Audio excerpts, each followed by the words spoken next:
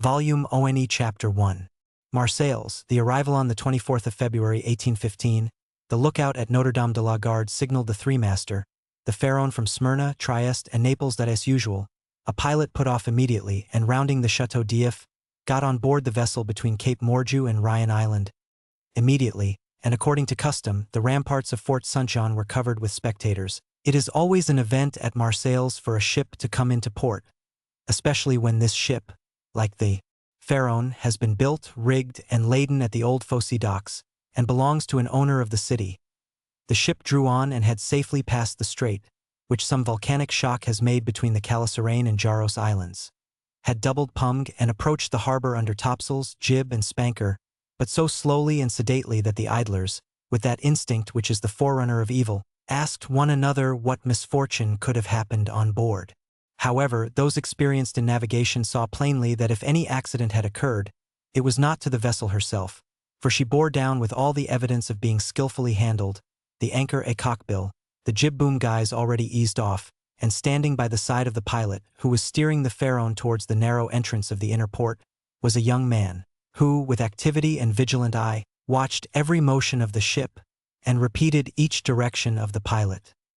The vague disquietude which prevailed among the spectators had so much affected one of the crowd that he did not await the arrival of the vessel in harbor, but jumping into a small skiff, desired to be pulled alongside the Pharaon, which he reached as she rounded into La Reserve Basin. When the young man on board saw this person approach, he left his station by the pilot, and, hat in hand, leaned over the ship's bulwarks. He was a fine, tall, slim young fellow of 18 or 20, with black eyes, and hair as dark as a raven's wing, and his whole appearance bespoke that calmness and resolution peculiar to men accustomed from their cradle to contend with danger. "Ah, is it you, Dantès?" cried the man in the skiff. "What's the matter? And why have you such an air of sadness aboard?" "A great misfortune, Moral," replied the young man. "A great misfortune, for me especially. Off Civita Vecchia we lost our brave Captain Leclerc." "And the cargo?" inquired the owner eagerly. "Is all safe, Moral, and I think you will be satisfied on that head. But poor Captain Leclerc." "What happened to him?" asked the owner with an air of considerable resignation. "What happened to the worthy captain? He died. Fell into the sea? No, sir. He died of brain fever in dreadful agony." Then turning to the crew he said, "Bear a hand there to take in sail." All hands obeyed, and at once the 8 or 10 seamen who composed the crew sprang to their respective stations at the spanker brails and outhaul, topsail sheets and halyards, the jib downhaul, and the topsail clewlines and buntlines. The young sailor gave a look to see that his orders were promptly and accurately obeyed, and then turned again to the owner. "And how did this misfortune occur?" inquired the latter, resuming the interrupted conversation. Illustration: Edmond Dantès. "Alas, sir, in the most unexpected manner. After a long talk with the harbor-master, Captain Leclerc left Naples greatly disturbed in mind. In 24 hours he was attacked by a fever, and died 3 days afterwards. We performed the usual burial service, and he is at his rest, sewn up in his hammock with a 36-pound shot at his head and his heels, off El Giglio Island. We bring to his widow his sword and cross of honor. It was worthwhile truly," added the young man with a melancholy smile, "to make war against the English for 10 years, and to die in his bed at last like everybody else." "Why, you see, Edmond," replied the owner, who appeared more comforted at every moment, "we are all mortal, and the old must make way for the young. If not, why, there would be no promotion, and since you assure me that the cargo is all safe and sound, Moral, take my word for it, and I advise you not to take 25,000 francs for the profits of the voyage." Then, as they were just passing the round tower, the young man shouted, "Stand by there to lower the topsails and jib. Brail up the spanker." The order was executed as promptly as it would have been on board a man-of-war. "Let go and clew up." At this last command all the sails were lowered, and the vessel moved almost imperceptibly onwards. "Now, if you will come on board, Moral," said Dantès, observing the owner's impatience. "Here is your supercargo, Danglars, coming out of his cabin, who will furnish you with every particular. As for me, I must look after the anchoring, and dress the ship in mourning. The owner did not wait for a second invitation. He seized a rope which Dantès flung to him, and with an activity that would have done credit to a sailor, climbed up the side of the ship, while the young man, going to his task, left the conversation to Danglars, who now came towards the owner. He was a man of 25 or 26 years of age, of unprepossessing countenance, obsequious to his superiors, insolent to his subordinates, and this, in addition to his position as responsible agent on board, which is always obnoxious to the sailors, made him as much disliked by the crew as Edmond Dantès was beloved by them. "Well, M. Morrel," said Danglars, "you have heard of the misfortune that has befallen us?" "Yes, yes. Poor Captain Leclerc. He was a brave and an honest man, and a first-rate seaman, one who had seen long and honorable service, as became a man charged with the interests of a house so important as that of Morrel and Son," replied Danglars. "But," replied the owner, glancing after Dantès, who was watching the anchoring of his vessel, "it seems to me that a sailor needs not be so old as you say, Danglars, to understand his business, for our friend Edmond seems to understand it thoroughly, and not to require instruction from anyone." "Yes?" said Danglars, darting at Edmond a look gleaming with hate. "Yes, he is young, and youth is invariably self-confident. Scarcely was the captain's breath out of his body when he assumed the command without consulting anyone, and he caused us to lose a day and a half at the island of Elba, instead of making for Marseilles direct." "As to taking command of the vessel," replied Morrel, "that was his duty as captain's mate. As to losing a day and a half off the island of Elba, he was wrong, unless the vessel needed repairs.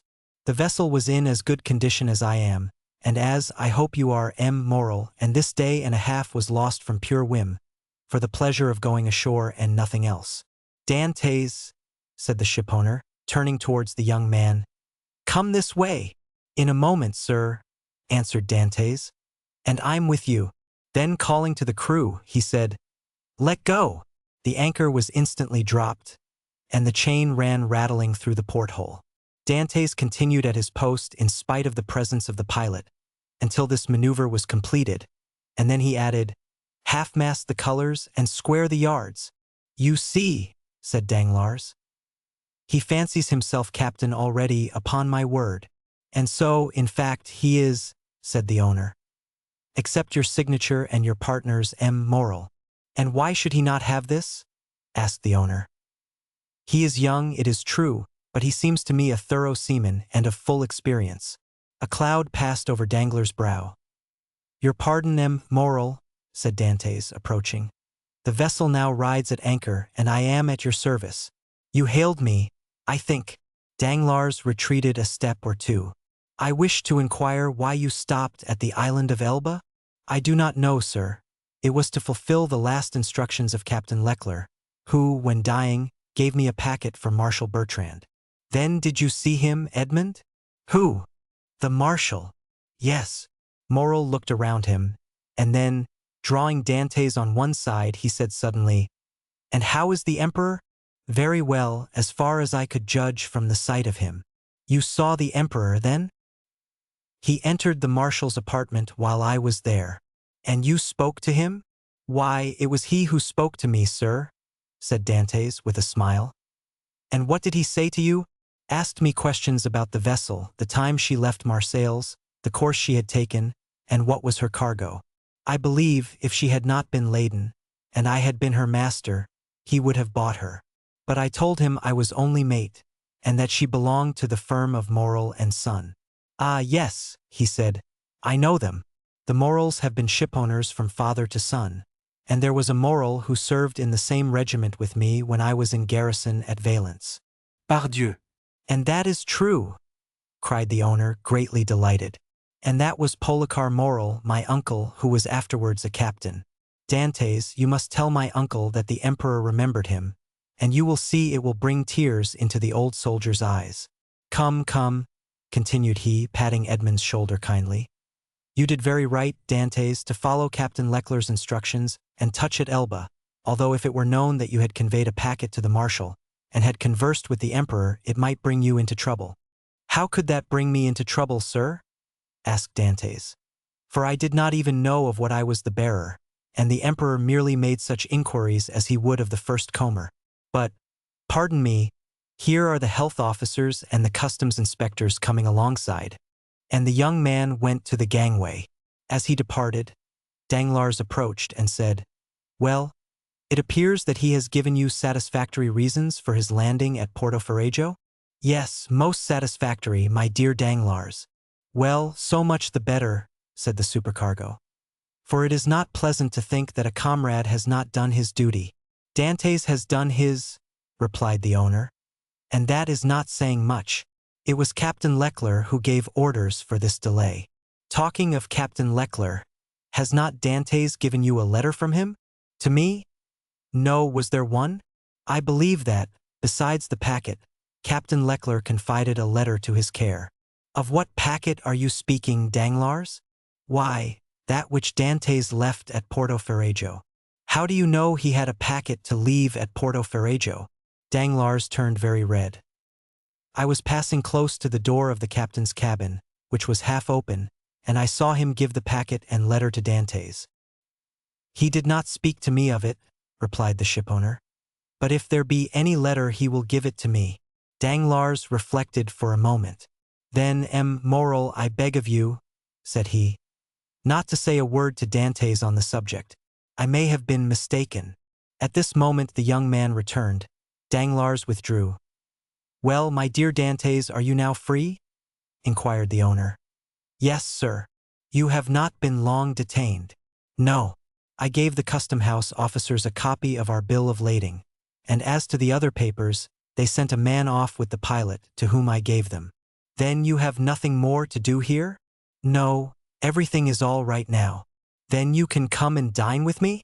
"I really must ask you to excuse me, Morrel. My first visit is due to my father, though I am not the less grateful for the honor you have done me." "Right, Dantès, quite right. I always knew you were a good son." "And," inquired Dantès with some hesitation, "do you know how my father is?"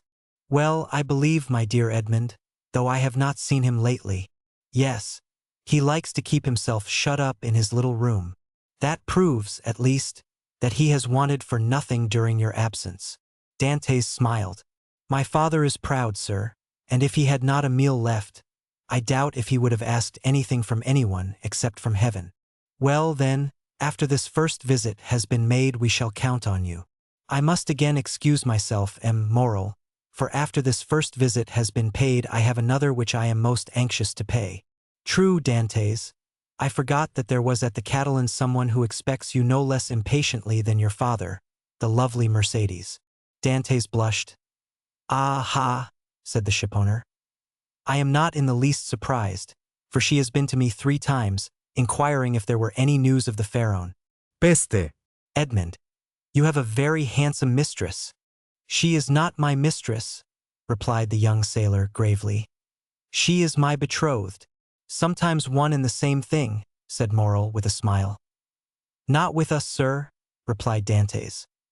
"Well, well, my dear Edmond," continued the owner, "don't let me detain you.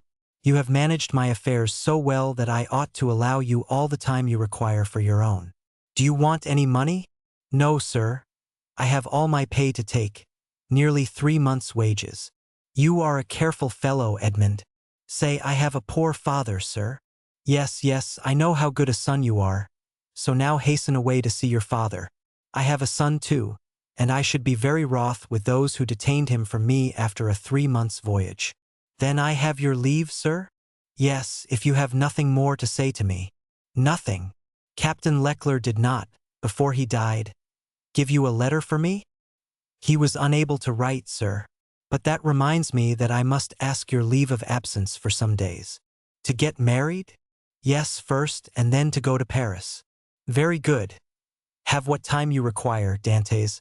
It will take quite 6 weeks to unload the cargo, and we cannot get you ready for sea until 3 months after that. Only be back again in 3 months for the Pharaon," added the owner, patting the young sailor on the back. "Cannot sail without her captain." "Without her captain!" cried Dantès, his eyes sparkling with animation. "Pray mind what you say, for you are touching on the most secret wishes of my heart. Is it really your intention to make me captain of the Pharaon? If I were sole owner we'd shake hands on it now, my dear Dantès, and call it settled. But I have a partner, And you know the Italian proverb, chi ha compagno ha padrone. He who has a partner has a master. But the thing is at least half done, as you have 1 out of 2 votes. Rely on me to procure you the other. I will do my best. Ah, moral, exclaimed the young seaman, with tears in his eyes, and grasping the owner's hand. Moral, I thank you in the name of my father and of Mercédès. That's all right, Edmond. There's a providence that watches over the deserving. Go to your father. Go and see Mercédès, and afterwards come to me. Shall I row you ashore? No, thank you. I shall remain and look over the accounts with Danglars.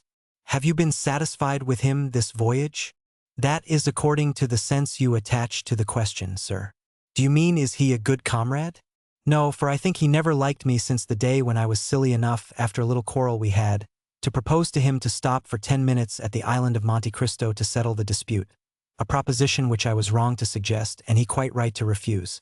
If you mean as responsible agent when you ask me the question, I believe there is nothing to say against him, and that you will be content with the way in which he has performed his duty. But tell me, Dantès, if you had command of the Pharaon, should you be glad to see Danglars remain?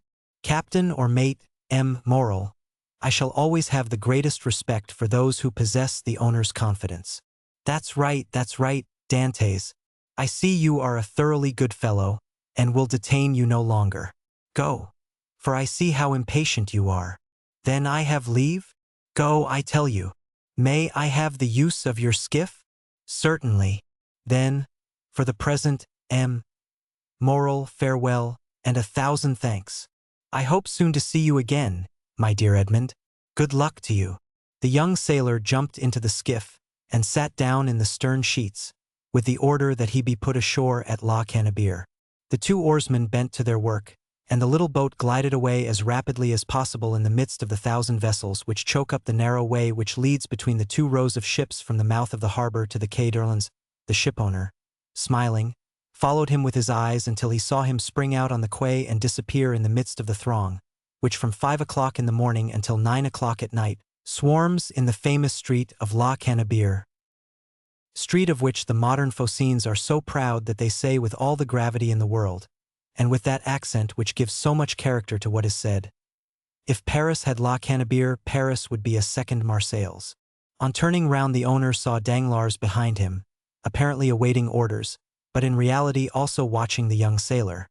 But there was a great difference in the expression of the 2 men who thus followed the movements of Edmond Dantès. Chapter 2. Father and son. We will leave Danglars struggling with the demon of hatred, and endeavoring to insinuate in the ear of the shipowner some evil suspicions against his comrade, and follow Dantès, who, after having traversed La Cannebière, took the Rue de Noailles and entering a small house, on the left of the Allées de Mailhan, rapidly ascended 4 flights of a dark staircase, holding the baluster with one hand, while with the other he repressed the beatings of his heart, and paused before a half-open door from which he could see the whole of a small room. This room was occupied by Dantès' father. The news of the arrival of the Pharaon had not yet reached the old man, who, mounted on a chair, was amusing himself by training with trembling hand the nasturtiums and sprays of clematis that clambered over the trellis at his window. Suddenly, he felt an arm thrown around his body, and a well-known voice behind him exclaimed, "Father! Dear father!" The old man uttered a cry and turned round. Then, seeing his son, he fell into his arms, pale and trembling. "What ails you, my dearest father? Are you ill?" inquired the young man, much alarmed.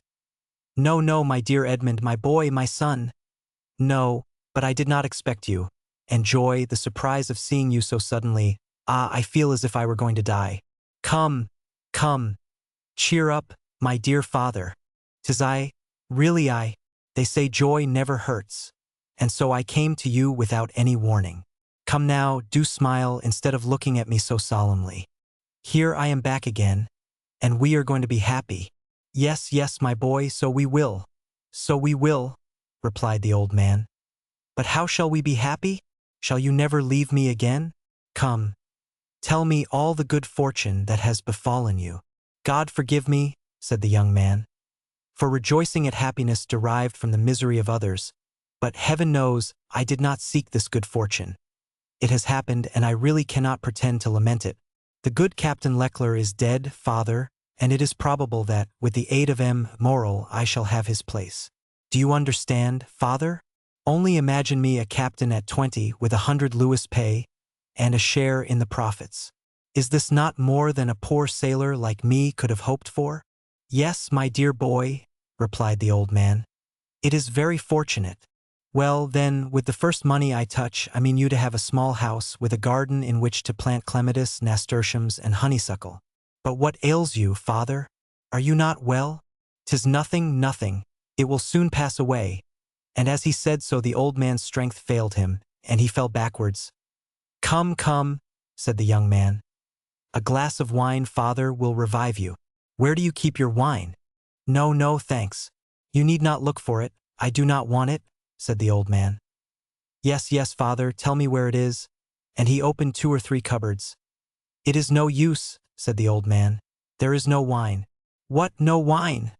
Said Dantès, turning pale, and looking alternately at the hollow cheeks of the old man and the empty cupboards.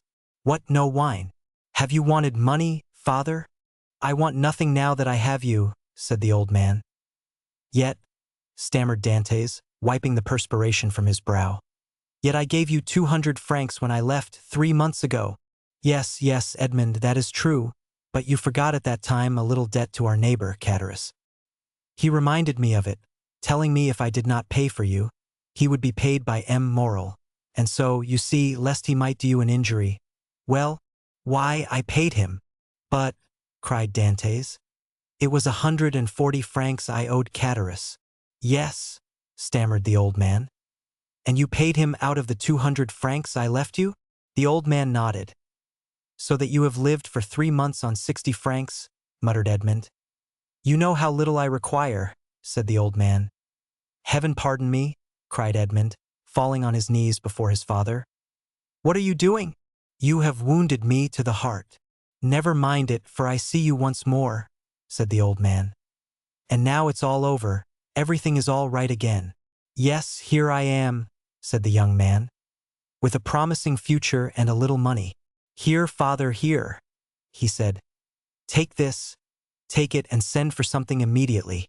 And he emptied his pockets on the table, the contents consisting of a dozen gold pieces, 5 or 6 5-franc pieces, and some smaller coin. The countenance of old Dantès brightened. Whom does this belong to? He inquired. To me, to you, to us. Take it. Buy some provisions. Be happy, and tomorrow we shall have more. Gently, gently, said the old man with a smile. And by your leave I will use your purse moderately, for they would say, if they saw me buy too many things at a time, that I had been obliged to await your return, in order to be able to purchase them. Do as you please. But, first of all, pray have a servant, father. I will not have you left alone so long. I have some smuggled coffee and most capital tobacco, in a small chest in the hold, which you shall have tomorrow. But, hush, here comes somebody. 'Tis Catullus, who has heard of your arrival, and no doubt comes to congratulate you on your fortunate return. Ah, lips that say one thing, while the heart thinks another, murmured Edmond. But never mind, he is a neighbor who has done us a service on a time, so he's welcome. As Edmond paused, the black and bearded head of Catullus appeared at the door. He was a man of 25 or 6, and held a piece of cloth, which, being a tailor, he was about to make into a coat lining. What is it you, Edmond, back again? Said he, with a broad Marseilles accent, and a grin that displayed his ivory-white teeth. Yes, as you see, neighbor Catullus, and ready to be agreeable to you in any and every way, replied Dantès, but ill-concealing his coldness under this cloak of civility. Thanks, thanks. But, fortunately, I do not want for anything, and it chances that at times there are others who have need of me. Dantès made a gesture. I do not allude to you, my boy. No, no. I lent you money, and you returned it. That's like good neighbors, and we are quits. We are never quits with those who oblige us, was Dantès' reply. For when we do not owe them money, we owe them gratitude. What's the use of mentioning that? What is done is done. Let us talk of your happy return, my boy. I had gone on the quay to match a piece of mulberry cloth, when I met friend Danglars. You at Marseilles? Yes, says he. I thought you were at Smyrna. I was, but am now back again. And where is the dear boy, our little Edmond? Why, with his father, no doubt, replied Danglars. And so I came, added Chatteris, as fast as I could to have the pleasure of shaking hands with a friend. Worthy Chatteris, said the old man. He is so much attached to us. Yes, to be sure I am. I love and esteem you, because honest folks are so rare. But it seems you have come back rich, my boy, continued the tailor, looking askance at the handful of gold and silver which Dantès had thrown on the table. The young man remarked the greedy glance which shone in the dark eyes of his neighbor. He said negligently. This money is not mine. I was expressing to my father my fears that he had wanted many things in my absence, and to convince me he emptied his purse on the table. Come, father, added Dantès. Put this money back in your box, unless neighbor Chatteris wants anything, and in that case it is at his service. No, my boy, no, said Chatteris. I am not in any want, thank God. My living is suited to my means. Keep your money, keep it, I say. One never has too much. But at the same time, my boy, I am as much obliged by your offer as if I took advantage of it. It was offered with good will, said Dantès.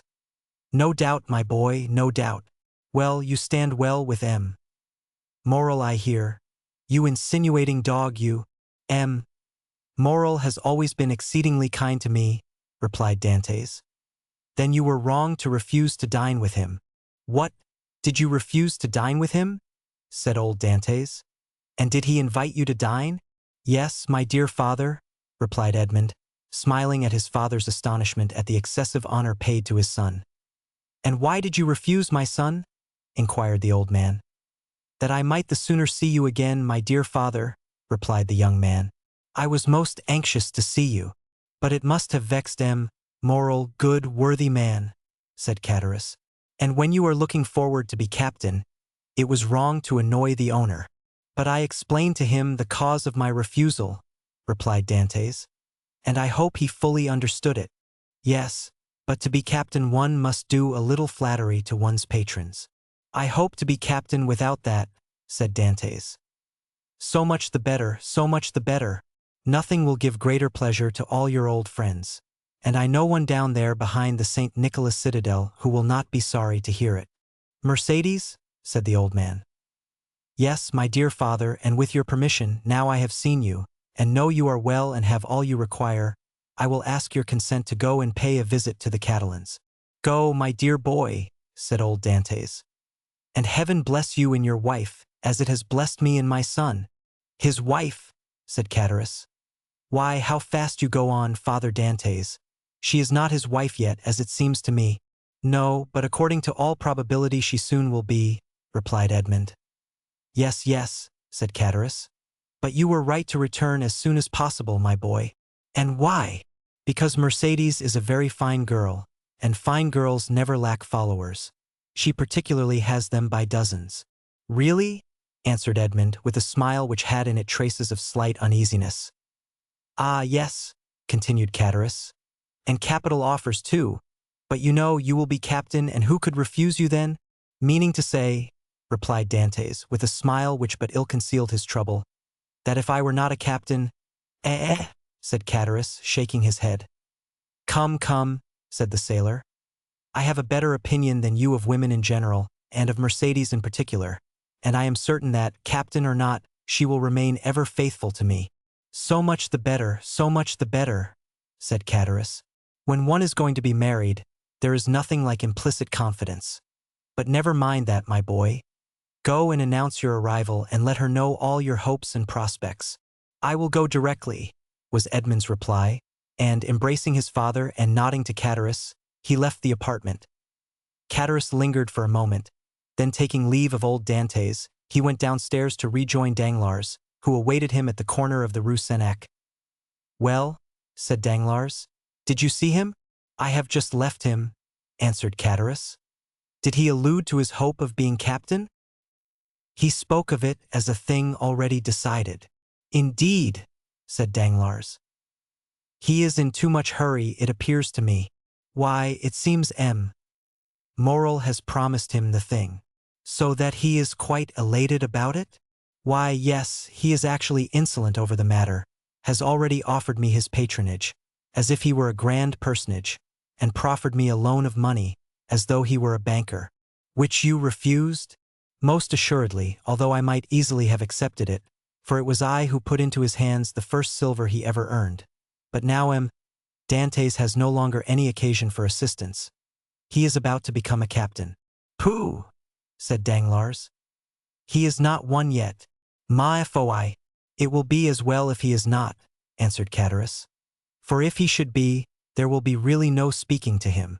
If we choose, replied Danglars, he will remain what he is, and perhaps become even less than he is. What do you mean? Nothing, I was speaking to myself. And is he still in love with the Catalane?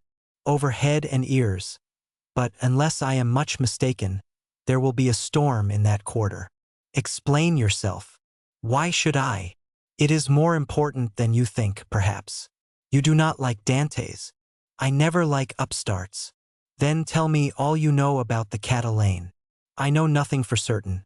Only I have seen things which induce me to believe, as I told you, that the future captain will find some annoyance in the vicinity of the Vieilles infirmaries.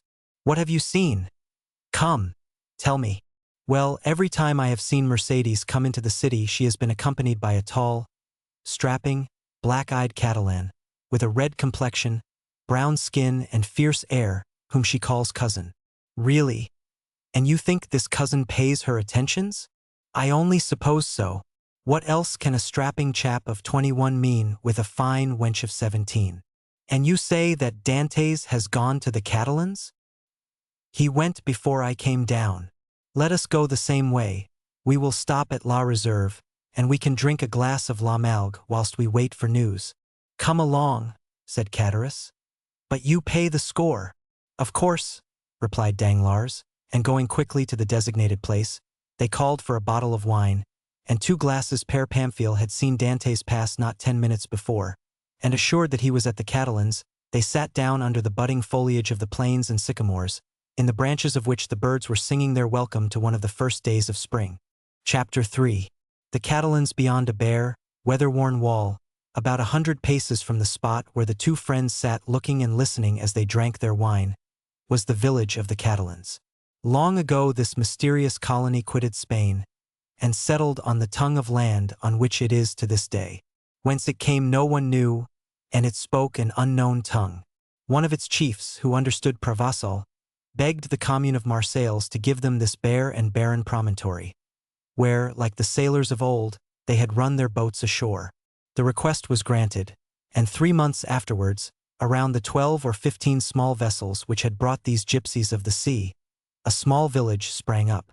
This village, constructed in a singular and picturesque manner, half Moorish, half Spanish, still remains, and is inhabited by descendants of the first comers, who speak the language of their fathers. For 3 or 4 centuries they have remained upon this small promontory, on which they had settled like a flight of seabirds, without mixing with the Marseillais population, intermarrying, and preserving their original customs and the costume of their mother country as they have preserved its language. Our readers will follow us along the only street of this little village, and enter with us one of the houses, which is sunburned to the beautiful dead-leaf color peculiar to the buildings of the country, and within coated with whitewash, like a Spanish posada.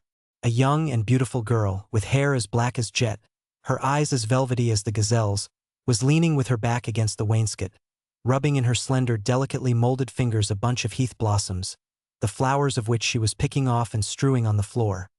Her arms, bare to the elbow, brown, and modeled after those of the Arlesian Venus, moved with a kind of restless impatience, and she tapped the earth with her arched and supple foot, so as to display the pure and full shape of her well-turned leg, in its red cotton, gray and blue-clocked stocking. At 3 paces from her, seated in a chair which he balanced on 2 legs, leaning his elbow on an old worm-eaten table, was a tall young man of 20 or 22, who was looking at her with an air in which vexation and uneasiness were mingled. He questioned her with his eyes, but the firm and steady gaze of the young girl controlled his look. "You see, Mercédès," said the young man, Here is Easter come round again. Tell me, is this the moment for a wedding? I have answered you 100 times, Fernand, and really you must be very stupid to ask me again. Well, repeat it. Repeat it, I beg of you, that I may at last believe it. Tell me for the 100th time that you refuse my love, which had your mother's sanction. Make me understand once for all that you are trifling with my happiness, that my life or death are nothing to you. Ah, to have dreamed for 10 years of being your husband, Mercédès, and to lose that hope, which was the only stay of my existence. At least it was not I who ever encouraged you in that hope, Fernand, replied Mercédès. You cannot reproach me with the slightest coquetry. I have always said to you, I love you as a brother, but do not ask from me more than sisterly affection, for my heart is another's. Is not this true, Fernand? Yes, that is very true, Mercédès, replied the young man. Yes, you have been cruelly frank with me, but do you forget that it is among the Catalans a sacred law to intermarry? You mistake, Fernand. It is not a law, but merely a custom, and, I pray of you, do not cite this custom in your favor. You are included in the conscription, Fernand, and are only at liberty on sufferance, liable at any moment to be called upon to take up arms. Once a soldier, what would you do with me? A poor orphan, forlorn, without fortune, with nothing but a half-ruined hut and a few ragged nets, the miserable inheritance left by my father to my mother, and by my mother to me? She has been dead a year, and, Fernand, I have subsisted almost entirely on public charity. Sometimes you pretend I am useful to you, and that is an excuse to share with me the produce of your fishing, and I accept it, Fernand, because you are the son of my father's brother, because we were brought up together, and still more because it would give you so much pain if I refuse. But I feel very deeply that this fish which I go and sell, and with the produce of which I buy the flax I spin, I feel very keenly, Fernand, that this is charity. And if it were, Mercédès, poor and lone as you are, you suit me as well as the daughter of the first shipowner or the richest banker of Marseilles. What do such as we desire but a good wife and careful housekeeper? And where can I look for these better than in you? Fernand, answered Mercédès, shaking her head. A woman becomes a bad manager, and who shall say she will remain an honest woman when she loves another man better than her husband? Rest content with my friendship, for I say once more that is all I can promise, and I will promise no more than I can bestow. I understand, replied Fernand. You can endure your own wretchedness patiently, but you are afraid to share mine. Well, Mercédès, beloved by you, I would tempt fortune. You would bring me good luck, and I should become rich. I could extend my occupation as a fisherman, might get a place as clerk in a warehouse, and become in time a dealer myself. You could do no such thing, Fernand. You are a soldier, and if you remain at the Catalans it is because there is no war. So remain a fisherman, and contented with my friendship, as I cannot give you more. Well, I will do better, Mercédès. I will be a sailor. Instead of the costume of our fathers, which you despise, I will wear a varnished hat, a striped shirt, and a blue jacket with an anchor on the buttons. Would not that dress please you? What do you mean? Asked Mercédès with an angry glance. What do you mean? I do not understand you. I mean, Mercédès, that you are thus harsh and cruel with me, because you are expecting someone who is thus attired. But perhaps he whom you await is inconstant, or if he is not, the sea is so to him. Fernand, cried Mercédès. I believed you were good-hearted, and I was mistaken. Fernand, you are wicked to call to your aid jealousy and the anger of God. Yes, I will not deny it, I do await, and I do love him of whom you speak. And, if he does not return, instead of accusing him of the inconstancy which you insinuate, I will tell you that he died loving me and me only. The young girl made a gesture of rage. I understand you, Fernand. You would be revenged on him because I do not love you. You would cross your Catalan knife with his dirk. What end would that answer? To lose you my friendship if he were conquered, and see that friendship changed into hate if you were victor. Believe me, to seek a quarrel with a man is a bad method of pleasing the woman who loves that man. No, Fernand, you will not thus give way to evil thoughts. Unable to have me for your wife, you will content yourself with having me for your friend and sister. And besides, she added, her eyes troubled and moistened with tears, wait, Fernand. You said just now that the sea was treacherous, and he has been gone 4 months. and during these 4 months there have been some terrible storms." Fernand made no reply, nor did he attempt to check the tears which flowed down the cheeks of Mercédès, although for each of these tears he would have shed his heart's blood. But these tears flowed for another. He arose, paced a while up and down the hut, and then, suddenly stopping before Mercédès, with his eyes glowing and his hands clenched, "Say, Mercédès," he said, "once for all, is this your final determination?" "I love Edmond Dantès," the young girl calmly replied, "and none but Edmond shall ever be my husband." "And you will always love him?" "As long as I live." Fernand let fall his head like a defeated man, heaved a sigh that was like a groan, and then suddenly looking her full in the face, with clenched teeth and expanded nostrils, said, "But if he is dead, I shall die too. If he has forgotten you—" "Mercédès!" called a joyous voice from without. "Mercédès! Ah!" exclaimed the young girl, blushing with delight, and fairly leaping in excessive love. "You see he has not forgotten me, for here he is," and rushing towards the door, she opened it, saying, "Here, Edmond, here I am." Fernand, pale and trembling, drew back, like a traveler at the sight of a serpent, and fell into a chair beside him. Edmond and Mercédès were clasped in each other's arms. The burning Marseilles sun, which shot into the room through the open door, covered them with a flood of light. At first they saw nothing around them. Their intense happiness isolated them from all the rest of the world, and they only spoke in broken words, which are the tokens of a joy so extreme that they seem rather the expression of sorrow. Suddenly Edmond saw the gloomy, pale, and threatening countenance of Fernand, as it was defined in the shadow. By a movement for which he could scarcely account to himself, the young Catalan placed his hand on the knife at his belt. "Ah, your pardon," said Dantès, frowning in his turn. "I did not perceive that there were 3 of us." Then, turning to Mercédès, he inquired, "Who is this gentleman?" "One who will be your best friend, Dantès, for he is my friend, my cousin, my brother.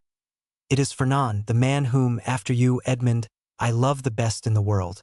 Do you not remember him?" "Yes," said Dantès, and without relinquishing Mercédès' hand clasped in one of his own, he extended the other to the Catalan with a cordial air. But Fernand, instead of responding to this amiable gesture, remained mute and trembling. Edmond then cast his eyes scrutinizingly at the agitated and embarrassed Mercédès, and then again on the gloomy and menacing Fernand. This look told him all, and his anger waxed hot. "I did not know, when I came with such haste to you, that I was to meet an enemy here." "An enemy!" cried Mercédès, with an angry look at her cousin. "An enemy in my house, do you say, Edmond? If I believed that, I would place my arm under yours and go with you to Marseilles, leaving the house to return to it no more." Fernand's eye darted lightning. "And should any misfortune occur to you, dear Edmond?" she continued with the same calmness which proved to Fernand that the young girl had read the very innermost depths of his sinister thought. "If misfortune should occur to you, I would ascend the highest point of the Cape de Morgiou and cast myself headlong from it." Fernand became deadly pale. "But you are deceived, Edmond," she continued. "You have no enemy here. There is no one but Fernand, my brother, who will grasp your hand as a devoted friend." And at these words the young girl fixed her imperious look on the Catalan, who, as if fascinated by it, came slowly towards Edmond and offered him his hand. His hatred, like a powerless though furious wave, was broken against the strong ascendancy which Mercédès exercised over him. Scarcely, however, had he touched Edmond's hand when he felt he had done all he could do, and rushed hastily out of the house. "Oh!" he exclaimed, running furiously and tearing his hair. "Oh, who will deliver me from this man? Wretched, wretched that I am! Hello, Catalan!" "Hallo, Fernand." "Where are you running to?" exclaimed a voice. The young man stopped suddenly, looked around him, and perceived Cataris sitting at table with Danglars under an arbor. "Well," said Cataris, "why don't you come? Are you really in such a hurry that you have no time to pass the time of day with your friends, particularly when they have still a full bottle before them?" added Danglars. Fernand looked at them both with a stupefied air, but did not say a word. He seems besotted, said Danglars, pushing Catullus with his knee. Are we mistaken? And is Dantès triumphant in spite of all we have believed? Why, we must inquire into that, was Catullus' reply, and turning towards the young man said, Well, Catalan, can't you make up your mind? Fernand wiped away the perspiration steaming from his brow, and slowly entered the arbor, whose shade seemed to restore somewhat of calmness to his senses, and whose coolness somewhat of refreshment to his exhausted body. Good day, said he. You called me, didn't you? And he fell, rather than sat down, on one of the seats which surrounded the table. I called you because you were running like a madman, and I was afraid you would throw yourself into the sea, said Catullus, laughing. Why, when a man has friends, they are not only to offer him a glass of wine, but, moreover, to prevent his swallowing 3 or 4 pints of water unnecessarily. Fernand gave a groan, which resembled a sob, and dropped his head into his hands, his elbows leaning on the table. Well, Fernand, I must say, said Catullus, beginning the conversation, with that brutality of the common people in which curiosity destroys all diplomacy. You look uncommonly like a rejected lover. And he burst into a hoarse laugh. Bah, said Danglars, a lad of his make was not born to be unhappy in love. You are laughing at him, Catullus. No, he replied. Only hark how he sighs. Come, come, Fernand, said Catullus. Hold up your head and answer us. It's not polite not to reply to friends who ask news of your health. My health is well enough, said Fernand, clenching his hands without raising his head. Ah, you see, Danglars, said Catullus, winking at his friend. This is how it is. Fernand, whom you see here, is a good and brave Catalan, one of the best fishermen in Marseilles, and he is in love with a very fine girl named Mercédès. But it appears, unfortunately, that the fine girl is in love with the maid of the Pharaon, and as the Pharaon arrived today, why, you understand. No, I do not understand, said Danglars.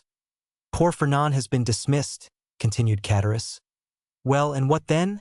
Said Fernand, lifting up his head, and looking at Catullus like a man who looks for someone on whom to vent his anger. Mercédès is not accountable to any person, is she? Is she not free to love whomsoever she will?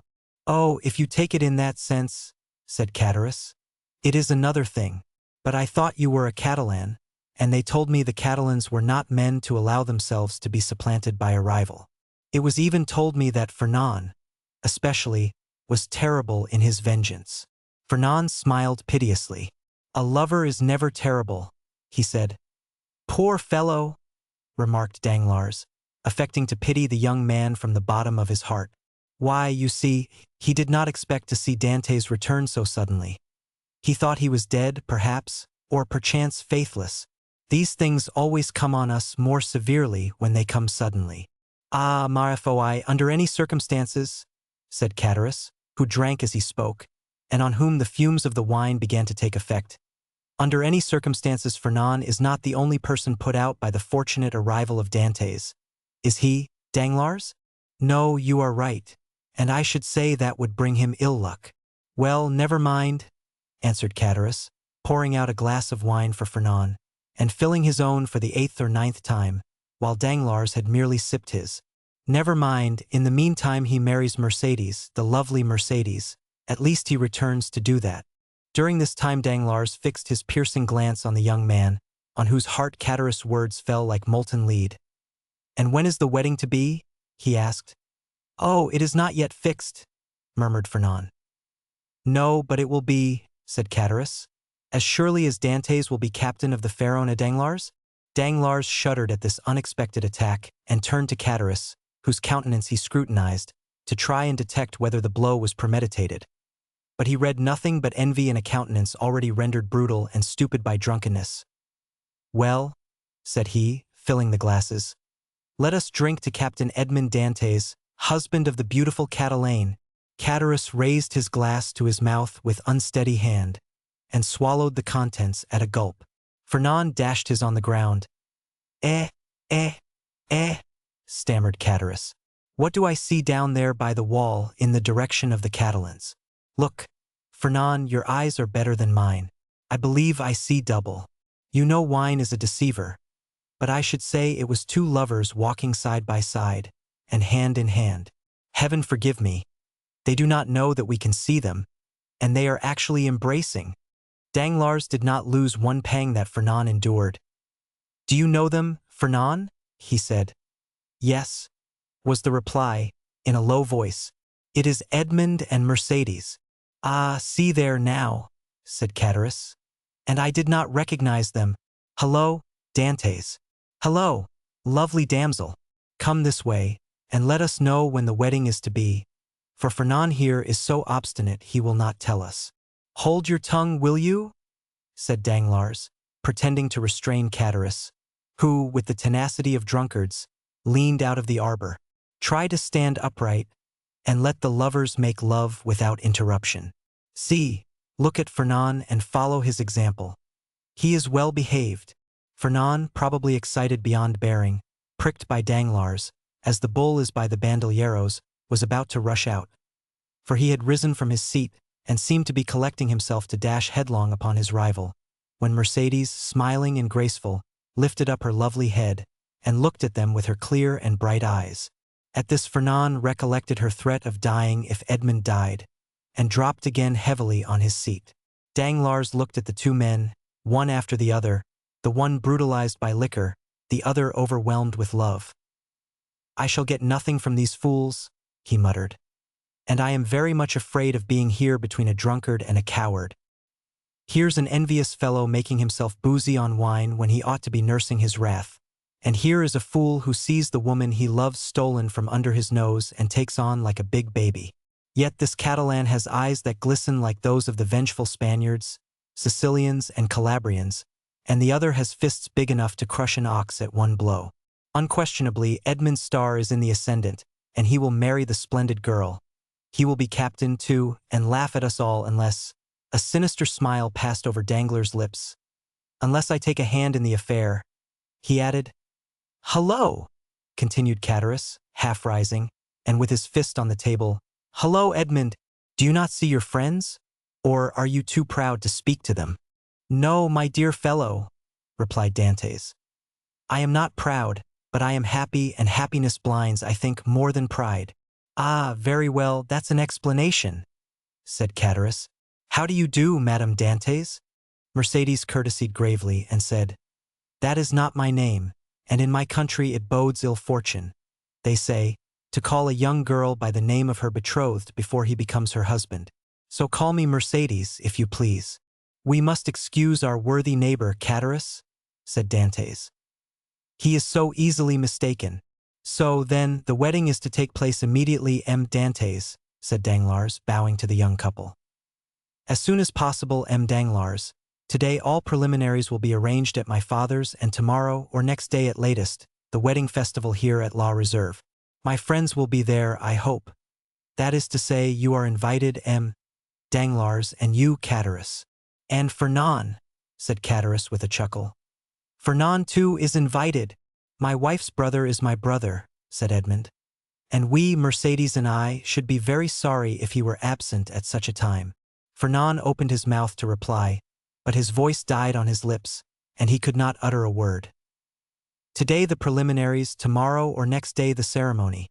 "You are in a hurry, Captain." "Danglars," said Edmond, smiling, "I will say to you as Mercédès said just now to Catullus, do not give me a title which does not belong to me, that may bring me bad luck." "Your pardon," replied Danglars. "I merely said you seemed in a hurry, and we have lots of time. The Pharaon cannot be under way again in less than 3 months. We are always in a hurry to be happy, M. Danglars, for when we have suffered a long time, we have great difficulty in believing in good fortune. But it is not selfishness alone that makes me thus in haste. I must go to Paris." "Ah, really? To Paris? And will it be the first time you have ever been there, Dantès?" "Yes." "Have you business there?" "Not of my own. The last commission of poor Captain Leclerc. You know to what I allude, Danglars, it is sacred. Besides, I shall only take the time to go and return." "Yes, yes, I understand," said Danglars, and then in a low tone he added, "To Paris, no doubt to deliver the letter which the Grand Marshal gave him." "Ah, this letter gives me an idea. A capital idea. Ah, Dantès, my friend, You are not yet registered number 1 on board the good ship Pharaon. Then turning towards Edmond, who was walking away, "A pleasant journey," he cried. "Thank you," said Edmond with a friendly nod, and the two lovers continued on their way, as calm and joyous as if they were the very elect of heaven. Chapter 4. Conspiracy. Danglars followed Edmond and Mercédès with his eyes until the two lovers disappeared behind one of the angles of Fort St. Nicholas. Then, turning round, he perceived Fernand, who had fallen, pale and trembling, into his chair, while Catullus stammered out the words of a drinking song. "Well, my dear sir," said Danglars to Fernand, "here is a marriage which does not appear to make everybody happy." "It drives me to despair," said Fernand. "Do you, then, love Mercédès?" "I adore her. For as long as I have known her, always. And you sit there, tearing your hair instead of seeking to remedy your condition. I did not think that was the way of your people." "What would you have me do?" said Fernand. "How do I know? Is it my affair? I am not in love with Mademoiselle Mercédès. But for you, in the words of the Gospel, seek, and you shall find. I have found already." "What?" "I would stab the man. But the woman told me that if any misfortune happened to her betrothed, she would kill herself." "Pooh! Women say those things, but never do them. You do not know Mercédès. What she threatens she will do." "Idiot!" muttered Danglars. "Whether she kill herself or not, what matter, provided Dantès is not captain?" "Before Mercédès should die," replied Fernand, with the accents of unshaken resolution, "I would die myself. That's what I call love," said Catullus with a voice more tipsy than ever. "That's love, or I don't know what love is." "Come," said Danglars. "You appear to me a good sort of fellow, and hang me, I should like to help you, but—" "Yes," said Catullus. "But how?" "My dear fellow," replied Danglars, "you are 3 parts drunk. Finish the bottle, and you will be completely so.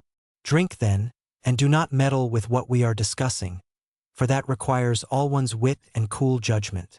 "I drunk," said Catullus. "Well, that's a good one. I could drink 4 more such bottles. They are no bigger than cologne flasks. Père Pamphile, more wine." And Catullus rattled his glass upon the table.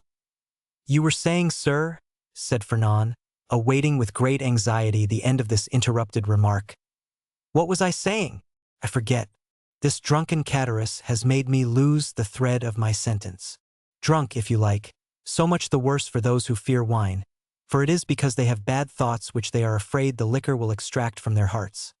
And Catullus began to sing the 2 last lines of a song very popular at the time. "Tous les méchants sont buveurs d'eau. C'est bien prouvé par le déluge." 1. "You said, sir, you would like to help me, but—" "Yes, but I added, to help you it would be sufficient that Dantès did not marry her you love. And the marriage may easily be thwarted, methinks, and yet Dantès need not die. Death alone can separate them," remarked Fernand.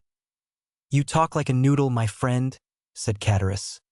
"And here is Danglars, who is a wide-awake, clever, deep fellow, who will prove to you that you are wrong." "Prove it, Danglars. I have answered for you. Say there is no need why Dantès should die. It would, indeed, be a pity he should. Dantès is a good fellow. I like Dantès. Dantès, your health." Fernand rose impatiently. "Let him run on," said Danglars, restraining the young man. "Drunk as he is not much out in what he says. Absence severs as well as death. And if the walls of a prison were between Edmond and Mercédès, they would be as effectually separated as if he lay under a tombstone." 0056 Yes, but one gets out of prison, said Catullus, who, with what sense was left him, listened eagerly to the conversation. "And when one gets out and one's name is Edmond Dantès, one seeks revenge." "What matters that?" muttered Fernand. "And why, I should like to know," persisted Catullus, "should they put Dantès in prison? He has neither robbed, nor killed, nor murdered." "Hold your tongue," said Danglars. "I won't hold my tongue," replied Catullus. "I say I want to know why they should put Dantès in prison. I like Dantès. Dantès, your health?" And he swallowed another glass of wine. 0057 Danglars saw in the muddled look of the tailor the progress of his intoxication, and turning towards Fernand said, "Well, you understand there is no need to kill him. Certainly not if, as you said just now, you have the means of having Dantès arrested. Have you that means? It is to be found for the searching. But why should I meddle in the matter? It is no affair of mine. I know not why you meddle, said Fernand, seizing his arm. But this I know, you have some motive of personal hatred against Dantès, for he who himself hates is never mistaken in the sentiments of others. I? Motives of hatred against Dantès? None, on my word. I saw you were unhappy, and your unhappiness interested me. That's all. But since you believe I act for my own account, adieu, my dear friend, get out of the affair as best you may. And Danglars rose as if he meant to depart. No, no, said Fernand, restraining him. Stay. It is of very little consequence to me at the end of the matter whether you have any angry feeling or not against Dantès. I hate him. I confess it openly. Do you find the means, I will execute it, provided it is not to kill the man. For Mercédès has declared she will kill herself if Dantès is killed. Chatteris, who had let his head drop on the table, now raised it, and looking at Fernand with his dull and fishy eyes, he said, Kill Dantès! Who talks of killing Dantès? I won't have him killed. I won't. He's my friend, and this morning offered to share his money with me, as I shared mine with him. I won't have Dantès killed. I won't. And who has said a word about killing him, Muddlehead? Replied Danglars. We were merely joking. Drink to his health, he added, filling Chatteris' glass. And do not interfere with us. Yes, yes, Dantès' good health, said Chatteris, emptying his glass. Here's to his health, hurrah! But the means, said Fernand. Have you not hit upon any? Asked Danglars. No, you undertook to do so. True, replied Danglars. The French have the superiority over the Spaniards, that the Spaniards ruminate while the French invent. Do you invent, then? Said Fernand impatiently. Waiter, said Danglars. Pen, ink, and paper. Pen, ink, and paper, muttered Fernand. Yes, I am a supercargo. Pen, ink, and paper are my tools, and without my tools I am fit for nothing. Pen, ink, and paper, then, called Fernand loudly. There's what you want on that table, said the waiter. Bring them here. The waiter did as he was desired. 0059 M. When one thinks, said Chatteris, letting his hand drop on the paper. There is here wherewithal to kill a man more sure than if we waited at the corner of a wood to assassinate him. I have always had more dread of a pen, a bottle of ink, and a sheet of paper than of a sword or pistol. The fellow is not so drunk as he appears to be, said Danglars. Give him some more wine, Fernand. Fernand filled Chatteris' glass, who, like the confirmed toper he was, lifted his hand from the paper and seized the glass.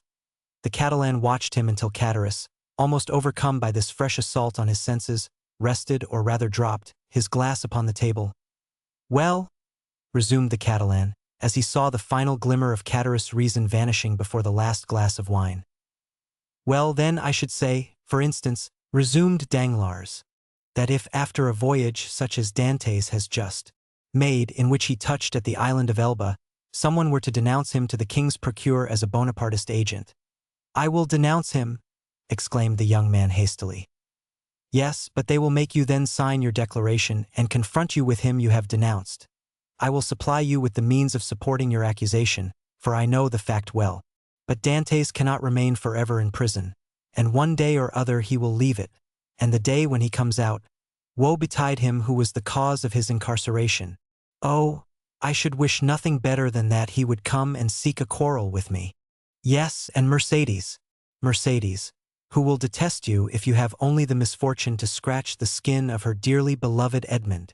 True, said Fernand. No, no, continued Danglars. If we resolve on such a step, it would be much better to take, as I now do, this pen, dip it into this ink, and write with the left hand, that the writing may not be recognized, the denunciation we propose. And Danglars, uniting practice with theory, wrote with his left hand, and in a writing reversed from his usual style, and totally unlike it, the following lines, which he handed to Fernand, and which Fernand read in an undertone. The Honorable, the King's Attorney, is informed by a friend of the throne and religion, that one Edmond Dantès, mate of the ship Pharaon, arrived this morning from Smyrna, after having touched at Naples and Porto Ferrajo, has been entrusted by Murat with a letter for the usurper and by the usurper with a letter for the Bonapartist committee in Paris. Proof of this crime will be found on arresting him, for the letter will be found upon him, or at his father's, or in his cabin on board the Pharaon. Very good, resumed Danglars. Now your revenge looks like common sense, for in no way can it revert to yourself, and the matter will thus work its own way. There is nothing to do now but fold the letter as I am doing and write upon it, to the king's attorney, and that's all settled. And Danglars wrote the address as he spoke. Yes, and that's all settled, exclaimed Chatteris, who, by a last effort of intellect, had followed the reading of the letter, and instinctively comprehended all the misery which such a denunciation must entail. Yes, and that's all settled, only it will be an infamous shame. And he stretched out his hand to reach the letter. Yes, said Danglars, taking it from beyond his reach. And as what I say and do is merely in jest, and I, amongst the first and foremost, should be sorry if anything happened to Dantès, the worthy Dantès, look here, and taking the letter, he squeezed it up in his hands and threw it into a corner of the arbor. All right, said Chatteris. Dantès is my friend, and I won't have him ill-used. And who thinks of using him ill? Certainly neither I nor Fernand, said Danglars, rising and looking at the young man, who still remained seated, but whose eye was fixed on the denunciatory sheet of paper flung into the corner. In this case, replied Chatteris, let's have some more wine. I wish to drink to the health of Edmond and the lovely Mercédès.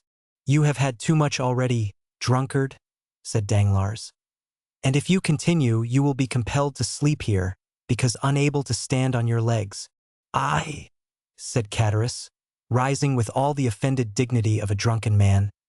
I can't keep on my legs? Why, I'll wager I can go up into the belfry of the Écoles, and without staggering, too. Done, said Danglars. I'll take your bet. But tomorrow, today it is time to return. Give me your arm, and let us go. Very well, let us go, said Chatteris. But I don't want your arm at all. Come, Fernand, won't you return to Marseilles with us? No, said Fernand. I shall return to the Catalans. You're wrong. Come with us to Marseilles. Come along. I will not. What do you mean? You will not? Well, just as you like, my prince. There's liberty for all the world. Come along, Danglars, and let the young gentleman return to the Catalans if he chooses. Danglars took advantage of Chatteris' temper at the moment to take him off towards Marseilles by the Porte Saint-Victor, staggering as he went. When they had advanced about 20 yards, Danglars looked back and saw Fernand stoop, pick up the crumpled paper and putting it into his pocket, then rush out of the arbor towards Pilon. Well, said Chatteris. Why, what a lie he told. He said he was going to the Catalans and he is going to the city. Hallo, Fernand. You are coming, my boy. Oh, you don't see straight, said Danglars. He's gone right by the road to the Vieilles Infirmaries. Well, said Chatteris, I should have sworn that he turned to the right. How treacherous wine is. Come, come, said Danglars to himself. Now the thing is at work and it will effect its purpose unassisted. Chapter 5. The marriage feast. The morning sun rose clear and resplendent, touching the foamy waves into a network of ruby-tinted light. The feast had been made ready on the second floor at La Réserve, with whose arbor the reader is already familiar. The apartment destined for the purpose was spacious and lighted by a number of windows, over each of which was written in golden letters for some inexplicable reason the name of one of the principal cities of France. Beneath these windows a wooden balcony extended the entire length of the house. And although the entertainment was fixed for 12 o'clock, an hour previous to that time the balcony was filled with impatient and expectant guests, consisting of the favored part of the crew of the Pharaon, and other personal friends of the bridegroom, the whole of whom had arrayed themselves in their choicest costumes, in order to do greater honor to the occasion. Various rumors were afloat to the effect that the owners of the Pharaon had promised to attend the nuptial feast. But all seemed unanimous in doubting that an act of such rare and exceeding condescension could possibly be intended. Danglars, however, who now made his appearance, accompanied by Chatteris, effectually confirmed the report, stating that he had recently conversed with M. Morel, who had himself assured him of his intention to dine at La Réserve. In fact, a moment later M. Morel appeared and was saluted with an enthusiastic burst of applause from the crew of the Pharaon. who hailed the visit of the shipowner as a sure indication that the man whose wedding feast he thus delighted to honor would ere long be first in command of the ship.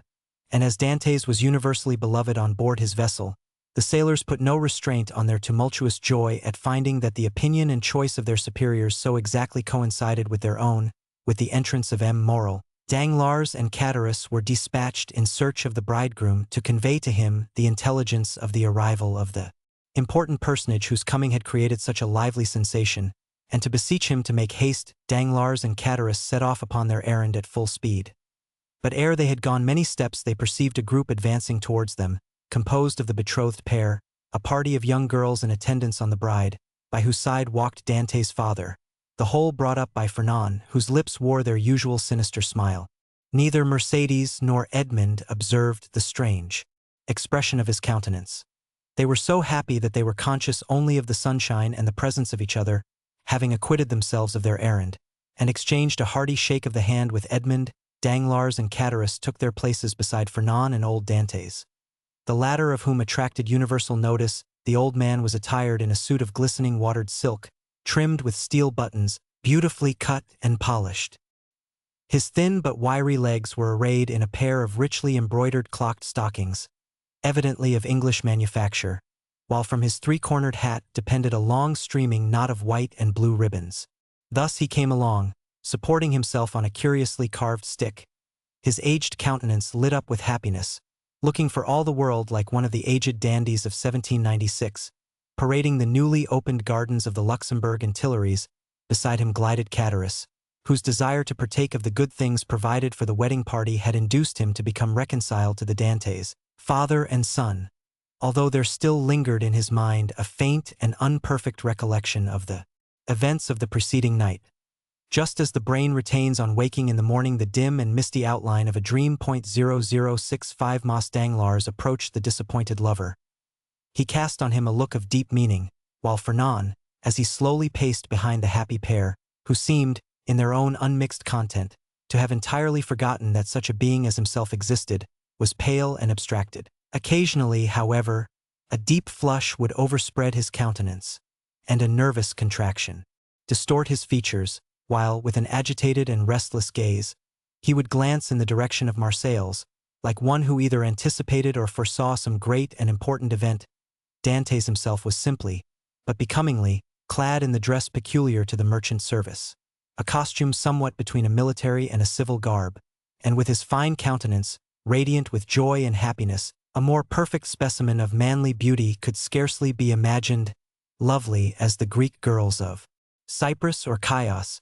Mercédès boasted the same bright, flashing eyes of jet, and ripe, round coral lips. She moved with the light, free step of an Arlesian or an Andalusian. One more practiced in the arts of great cities would have hid her blushes beneath a veil, or, at least, have cast down her thickly fringed lashes, so as to have concealed the liquid luster of her animated eyes. But, on the contrary, the delighted girl looked around her with a smile that seemed to say, "If you are my friends, rejoice with me, for I am very happy." As soon as the bridal party came in sight of La Réserve, M. Morrel descended and came forth to meet it, followed by the soldiers and sailors there assembled, to whom he had repeated the promise already given, that Dantès should be the successor to the late Captain Leclerc. Edmond, at the approach of his patron, respectfully placed the arm of his affianced bride within that of M. Morrel, who, forthwith conducting her up the flight of wooden steps leading to the chamber in which the feast was prepared, was gaily followed by the guests, beneath whose heavy tread the slight structure creaked and groaned for the space of several minutes. "Father," said Mercédès, stopping when she had reached the center of the table, "sit, I pray you, on my right hand. On my left I will place him who has ever been as a brother to me," pointing with a soft and gentle smile to Fernand. But her words and look seemed to inflict the direst torture on him, for his lips became ghastly pale, and even beneath the dark hue of his complexion the blood might be seen retreating as though some sudden pang drove it back to the heart. During this time Dantès, at the opposite side of the table, had been occupied in similarly placing his most honored guests. Morrel was seated at his right hand, Danglars at his left, while, at a sign from Edmond, the rest of the company ranged themselves as they found it most agreeable. Then they began to pass around the dusky, piquant Arlesian sausages and lobsters in their dazzling red cuirasses, prawns of large size and brilliant color, the echinus with its prickly outside and dainty morsel within, the clovis, esteemed by the epicures of the South as more than rivaling the exquisite flavor of the oyster, North, all the delicacies, in fact, that are cast up by the wash of waters on the sandy beach, and styled by the grateful fishermen fruits of the sea. "A pretty silence truly," said the old father of the bridegroom, as he carried to his lips a glass of wine of the hue and brightness of the topaz, and which had just been placed before Mercédès herself. "Now, would anybody think that this room contained a happy, merry party, who desire nothing better than to laugh and dance the hours away?" "Ah," sighed Chatteris, "a man cannot always feel happy because he is about to be married." "The truth is," replied Dantès, "that I am too happy for noisy mirth. If that is what you meant by your observation, my worthy friend, you are right. Joy takes a strange effect at times. It seems to oppress us almost the same as sorrow." Danglars looked towards Fernand, whose excitable nature received and betrayed each fresh impression. "Why, what ails you?" asked he of Edmond. "Do you fear any approaching evil?" "I should say that you were the happiest man alive at this instant." "And that is the very thing that alarms me," returned Dantès. "Man does not appear to me to be intended to enjoy felicity so unmixed. Happiness is like the enchanted palaces we read of in our childhood, where fierce, fiery dragons defend the entrance and approach, and monsters of all shapes and kinds, requiring to be overcome ere victory is ours. I own that I am lost in wonder to find myself promoted to an honor of which I feel myself unworthy, that of being the husband of Mercédès." "Nay, nay," cried Chatteris, smiling. "You have not attained that honor yet. Mercédès is not yet your wife. Just assume the tone and manner of a husband, and see how she will remind you that your hour is not yet come." The bride blushed, while Fernand, restless and uneasy, seemed to start at every fresh sound, and from time to time wiped away the large drops of perspiration that gathered on his brow. "Well, never mind that, neighbor Chatteris. It is not worthwhile to contradict me for such a trifle as that. 'Tis true that Mercédès is not actually my wife, but," added he, drawing out his watch, "in an hour and a half she will be." A general exclamation of surprise ran round the table, with the exception of the elder Dantès, whose laugh displayed the still perfect beauty of his large white teeth. Mercédès looked pleased and gratified, while Fernand grasped the handle of his knife with a convulsive clutch. "In an hour?" inquired Danglars, turning pale. "How is that, my friend?" "Why, thus it is," replied Dantès. "Thanks to the influence of M. Morel, to whom, next to my father, I owe every blessing I enjoy, every difficulty has been removed. We have purchased permission to waive the usual delay, and at 2:30 the mayor of Marseilles will be waiting for us at the city hall. Now, as 1:15 has already struck, I do not consider I have asserted too much in saying that in another hour and 30 minutes Mercédès will have become Madame Dantès." 0069 Fernand closed his eyes.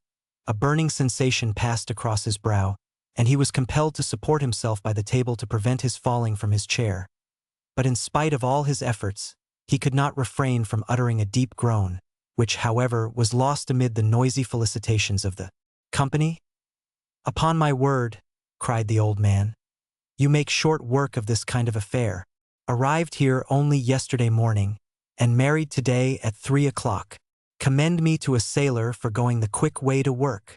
"But," asked Danglars in a timid tone, "how did you manage about the other formalities?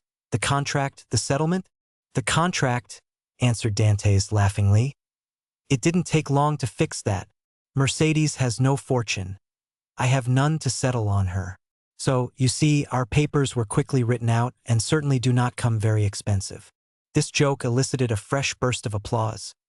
"So that what we presume to be merely the betrothal feast turns out to be the actual wedding dinner," said Danglars.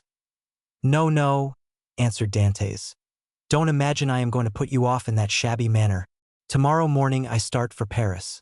For days to go and the same to return, with 1 day to discharge the commission entrusted to me, is all the time I shall be absent. I shall be back here by the 1st of March, and on the 2nd I give my real marriage feast." This prospect of fresh festivity redoubled the hilarity of the guests to such a degree that the elder Dantès, who, at the commencement of the repast, had commented upon the silence that prevailed, now found it difficult, amid the general din of voices, to obtain a moment's tranquility in which to drink to the health and prosperity of the bride and bridegroom. Dantès, perceiving the affectionate eagerness of his father, responded by a look of grateful pleasure, while Mercédès glanced at the clock and made an expressive gesture to Edmond. Around the table reigned that noisy hilarity which usually prevails at such a time among people sufficiently free from the demands of social position not to feel the trammels of etiquette. Such as at the commencement of the repast had not been able to seat themselves according to their inclination rose unceremoniously, and sought out more agreeable companions. Everybody talked at once, without waiting for a reply, and each one seemed to be contented with expressing his or her own thoughts. Fernand's paleness appeared to have communicated itself to Danglars. As for Fernand himself, he seemed to be enduring the tortures of the damned. Unable to rest, he was among the first to quit the table, and, as though seeking to avoid the hilarious mirth that rose in such deafening sounds, he continued, in utter silence, to pace the farther end of the salon. Chatteris approached him just as Danglars, whom Fernand seemed most anxious to avoid, had joined him in a corner of the room. "Upon my word," said Chatteris, from whose mind the friendly treatment of Dantès, united with the effect of the excellent wine he had partaken of, had effaced every feeling of envy or jealousy at Dantès' good fortune.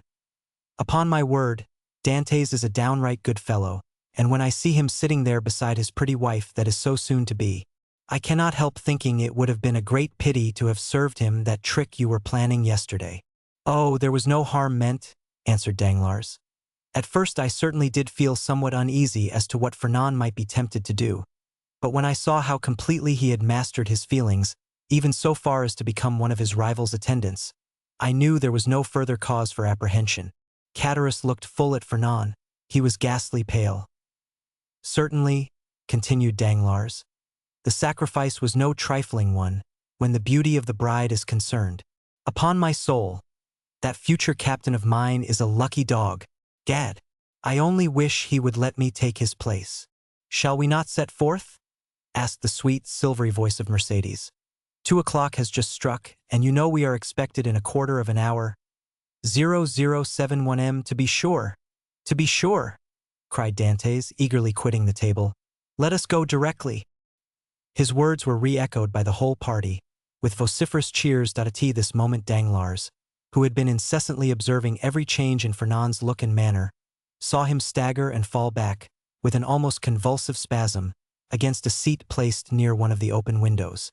At the same instant his ear caught a sort of indistinct sound on the stairs, followed by the measured tread of soldiery, with the clanking of swords and military accoutrements. Then came a hum and buzz as of many voices, so as to deaden even the noisy mirth of the bridal party, among whom a vague feeling of curiosity and apprehension quelled every disposition to talk, and almost instantaneously the most death-like stillness prevailed. The sounds drew nearer. 3 blows were struck upon the panel of the door. The company looked at each other in consternation. "I demand admittance," said a loud voice outside the room. "In the name of the law." As no attempt was made to prevent it, the door was opened, and a magistrate, wearing his official scarf, presented himself, followed by 4 soldiers and a corporal. Uneasiness now yielded to the most extreme dread on the part of those present. "May I venture to inquire the reason of this unexpected visit?" said M. Morrel, addressing the magistrate, whom he evidently knew.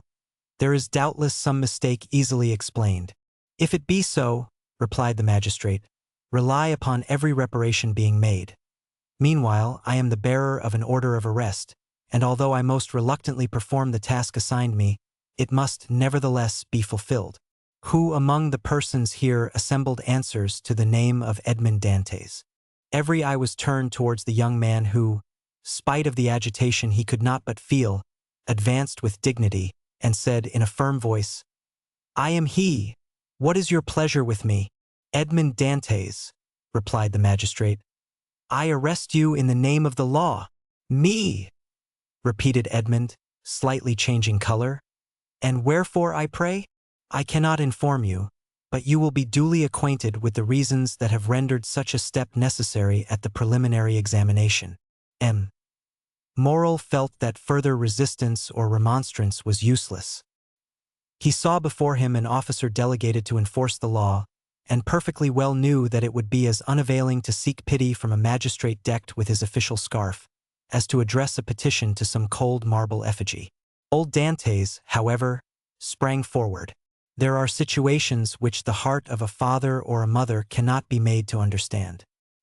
He prayed and supplicated in terms so moving that even the officer was touched, and, although firm in his duty, he kindly said, "My worthy friend, let me beg of you to calm your apprehensions. Your son has probably neglected some prescribed form or attention in registering his cargo, and it is more than probable he will be set at liberty directly he has given the information required, whether touching the health of his crew or the value of his freight." "What is the meaning of all this?" inquired Chatteris, frowningly, of Danglars, who had assumed an air of utter surprise. 0073 m. "How can I tell you?" replied he. "I am, like yourself, utterly bewildered at all that is going on, and cannot in the least make out what it is about." Chatteris then looked around for Fernand, but he had disappeared. The scene of the previous night now came back to his mind with startling clearness. The painful catastrophe he had just witnessed appeared effectually to have rent away the veil which the intoxication of the evening before had raised between himself and his memory. So, said he, in a hoarse and choking voice, to Danglars. "This, then, I suppose, is a part of the trick you were concerting yesterday? All I can say is, that if it be so, 'tis an ill turn, and well deserves to bring double evil on those who have projected it." "Nonsense," returned Danglars. "I tell you again I have nothing whatever to do with it. Besides, you know very well that I tore the paper to pieces." "No, you did not," answered Chatteris. "You merely threw it by. I saw it lying in a corner." "Hold your tongue, you fool. What should you know about it?" "Why, you were drunk." "Where is Fernand?" inquired Chatteris. "How do I know?" replied Danglars. "Gone, as every prudent man ought to be, to look after his own affairs, most likely. Never mind where he is. Let you and I go and see what is to be done for our poor friends." During this conversation, Dantès, after having exchanged a cheerful shake of the hand with all his sympathizing friends, had surrendered himself to the officer sent to arrest him, merely saying, "Make yourselves quite easy, my good fellows. There is some little mistake to clear up, that's all, depend upon it, and very likely I may not have to go so far as the prison to effect that." 0075 mo, to be sure, responded Danglars, who had now approached the group. "Nothing more than a mistake, I feel. Quite certain." Dantès descended the staircase, preceded by the magistrate, and followed by the soldiers. A carriage awaited him at the door. He got in, followed by 2 soldiers and the magistrate, and the vehicle drove off towards Marseilles. "Adieu, adieu, dearest Edmond," cried Mercédès, stretching out her arms to him from the balcony. The prisoner heard the cry, which sounded like the sob of a broken heart, and leaning from the coach he called out, "Goodbye, Mercédès, we shall soon meet again." Then the vehicle disappeared round one of the turnings of Fort St. Nicholas. "Wait for me here, all of you," cried M. Morrel. "I will take the first conveyance I find and hurry to Marseilles, whence I will bring you word how all is going on." "That's right," exclaimed a multitude of voices. "Go, and return as quickly as you can." This second departure was followed by a long and fearful state of terrified silence on the part of those who were left behind. The old father and Mercédès remained for some time apart, each absorbed in grief. But at length the 2 poor victims of the same blow raised their eyes, and with a simultaneous burst of feeling rushed into each other's arms. Meanwhile Fernand made his appearance, poured out for himself a glass of water with a trembling hand. Then, hastily swallowing it, went to sit down at the first vacant place, and this was, by mere chance, placed next to the seat on which poor Mercédès had fallen half fainting, when released from the warm and affectionate embrace of old Dantès. Instinctively Fernand drew back his chair. "He is the cause of all this misery, I am quite sure of it," whispered Chatteris, who had never taken his eyes off Fernand, to Danglars. "I don't think so," answered the other. "He's too stupid to imagine such a scheme. I only hope the mischief will fall upon the head of whoever wrought it." "You don't mention those who aided and abetted the deed," said Chatteris. "Surely," answered Danglars, "one cannot be held responsible for every chance arrow shot into the air. You can, indeed, when the arrow lights point downward on somebody's head." Meantime the subject of the arrest was being canvassed in every different form. What think you, Danglars, said one of the party, turning towards him, of this event? Why, replied he, I think it just possible Dantès may have been detected with some trifling article on board ship considered here as contraband.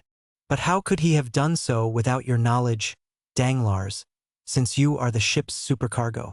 Why, as for that, I could only know what I was told respecting the merchandise with which the vessel was laden. I know she was loaded with cotton, and that she took in her freight at Alexandria from Pastret's warehouse, and at Smyrna from Pascal's.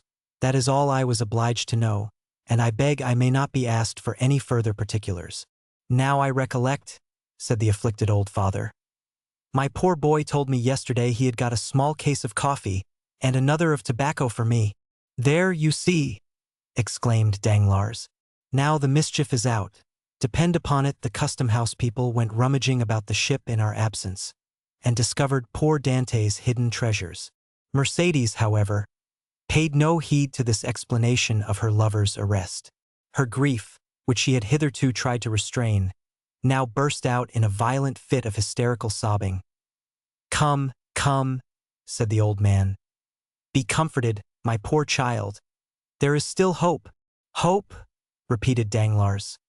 Hope, faintly murmured Fernand, but the words seemed to die away on his pale, agitated lips, and a convulsive spasm passed over his countenance. Good news! Good news! Shouted forth one of the party stationed in the balcony on the lookout. Here comes M. Morrel back. No doubt now we shall hear that our friend is released. Mercédès and the old man rushed to meet the shipowner and greeted him at the door. He was very pale. Chapter 6. The deputy procureur du Royen, one of the aristocratic mansions built by Puget in the Rue du Grand Cours opposite the Medusa Fountain. A second marriage feast was being celebrated, almost at the same hour with the nuptial repast given by Dantès. In this case, however, although the occasion of the entertainment was similar, the company was strikingly dissimilar. Instead of a rude mixture of sailors, soldiers, and those belonging to the humblest grade of life, the present assembly was composed of the very flower of Marseilles society. Magistrates who had resigned their office during the usurper's reign, officers who had deserted from the imperial army and joined forces with Condé, and younger members of families brought up to hate and execrate the man whom 5 years of exile would convert into a martyr, and 15 of restoration elevate to the rank of a god. The guests were still at table, and the heated and energetic conversation that prevailed betrayed the violent and vindictive passions that then agitated each dweller of the South, where, unhappily, for 5 centuries religious strife had long given increased bitterness to the violence of party feeling. The emperor, now king of the petty island of Elba, after having held sovereign sway over 1/2 of the world, counting as his subjects a small population of 5 or 6,000 souls, after having been accustomed to hear the vive Napoleons of 120 millions of human beings, uttered in 10 different languages, was looked upon here as a ruined man, separated forever from any fresh connection with France or claim to her throne. The magistrates freely discussed their political views. The military part of the company talked unreservedly of Moscow and Leipzig, while the women commented on the divorce of Josephine. It was not over the downfall of the man, but over the defeat of the Napoleonic idea, that they rejoiced, and in this they foresaw for themselves the bright and cheering prospect of a revivified political existence. That an old man, decorated with the cross of St. Louis, now rose and proposed the health of King Louis XVIII. It was the Marquis de Saint-Méran. This toast, recalling at once the patient exile of Hartwell and the peace-loving King of France, excited universal enthusiasm. Glasses were elevated in the air à l'anglaise, and the ladies, snatching their bouquets from their fair bosoms, strewed the table with their floral treasures. In a word, an almost poetical fervor prevailed. Ah, said the Marquise de Saint-Méran, a woman with a stern, forbidding eye, though still noble and distinguished in appearance, despite her 50 years. Ah, these revolutionists, who have driven us from those very possessions they afterwards purchased for a mere trifle during the Reign of Terror, would be compelled to own, were they here, that all true devotion was on our side, since we were content to follow the fortunes of a falling monarch, while they, on the contrary, made their fortune by worshipping the rising sun. Yes, yes, they could not help admitting that the king, for whom we sacrificed rank, wealth, and station, was truly our Louis the well-beloved, while their wretched usurper has been, and ever will be, To them their evil genius, their Napoleon the accursed. Am I not right, Villefort? I beg your pardon, madam. I really must pray you to excuse me, but, in truth, I was not attending to the conversation. Marquise, interposed the old nobleman who had proposed the toast. Let the young people alone. Let me tell you, on one's wedding day there are more agreeable subjects of conversation than dry politics. Never mind, dearest mother, said a young and lovely girl, with a profusion of light brown hair, and eyes that seemed to float in liquid crystal. 'Tis all my fault for seizing upon him de Villefort, so as to prevent his listening to what you said. But there, now take him, he is your own for as long as you like. M. Villefort, I beg to remind you my mother speaks to you. If the Marquise will deign to repeat the words I but imperfectly caught, I shall be delighted to answer, said M. de Villefort. Never mind, Renée, replied the Marquise, with a look of tenderness that seemed out of keeping with her harsh, dry features. But, however all other feelings may be withered in a woman's nature, there is always one bright, smiling spot in the desert of her heart, and that is the shrine of maternal love. I forgive you. What I was saying, Villefort, was that the Bonapartists had not our sincerity, enthusiasm, or devotion. They had, however, what supplied the place of those fine qualities, replied the young man, and that was fanaticism. Napoleon is the Mahomet of the West, and is worshipped by his commonplace but ambitious followers, not only as a leader and lawgiver, but also as the personification of equality. He, cried the Marquise, Napoleon the type of equality. For mercy's sake, then, what would you call Robespierre? Come, do not strip the latter of his just rights to bestow them on the Corsican, who, to my mind, has usurped quite enough. 0085 Amne, madame. I would place each of these heroes on his right pedestal, that of Robespierre on his scaffold in the place Louis Quinze, that of Napoleon on the column of the place Vendôme. The only difference consists in the opposite character of the equality advocated by these two men. One is the equality that elevates, the other is the equality that degrades. One brings a king within reach of the guillotine, the other elevates the people to a level with the throne. Observe, said Villefort, smiling. I do not mean to deny that both these men were revolutionary scoundrels, and that the 9th Thermidor and the 4th of April in the year 1814 were lucky days for France, worthy of being gratefully remembered by every friend to monarchy and civil order, and that explains how it comes to pass that, fallen, as I trust he is forever, Napoleon has still retained a train of parasitical satellites. Still, Marquise, it has been so with other usurpers. Cromwell, for instance, who was not half so bad as Napoleon, had his partisans and advocates. Do you know, Villefort, that you are talking in a most dreadfully revolutionary strain? But I excuse it. It is impossible to expect the son of a Girondin to be free from a small spice of the old leaven. A deep crimson suffused the countenance of Villefort. "'Tis true, madame," answered he, "that my father was a Girondin, but he was not among the number of those who voted for the king's death. He was an equal sufferer with yourself during the Reign of Terror, and had well nigh lost his head on the same scaffold on which your father perished." "True," replied the Marquise, without wincing in the slightest degree at the tragic remembrance thus called up.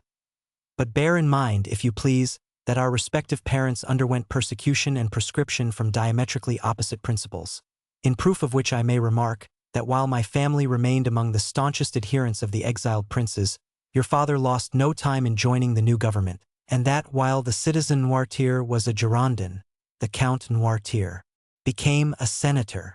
"Dear mother," interposed Renée, "you know very well it was agreed that all these disagreeable reminiscences should forever be laid aside."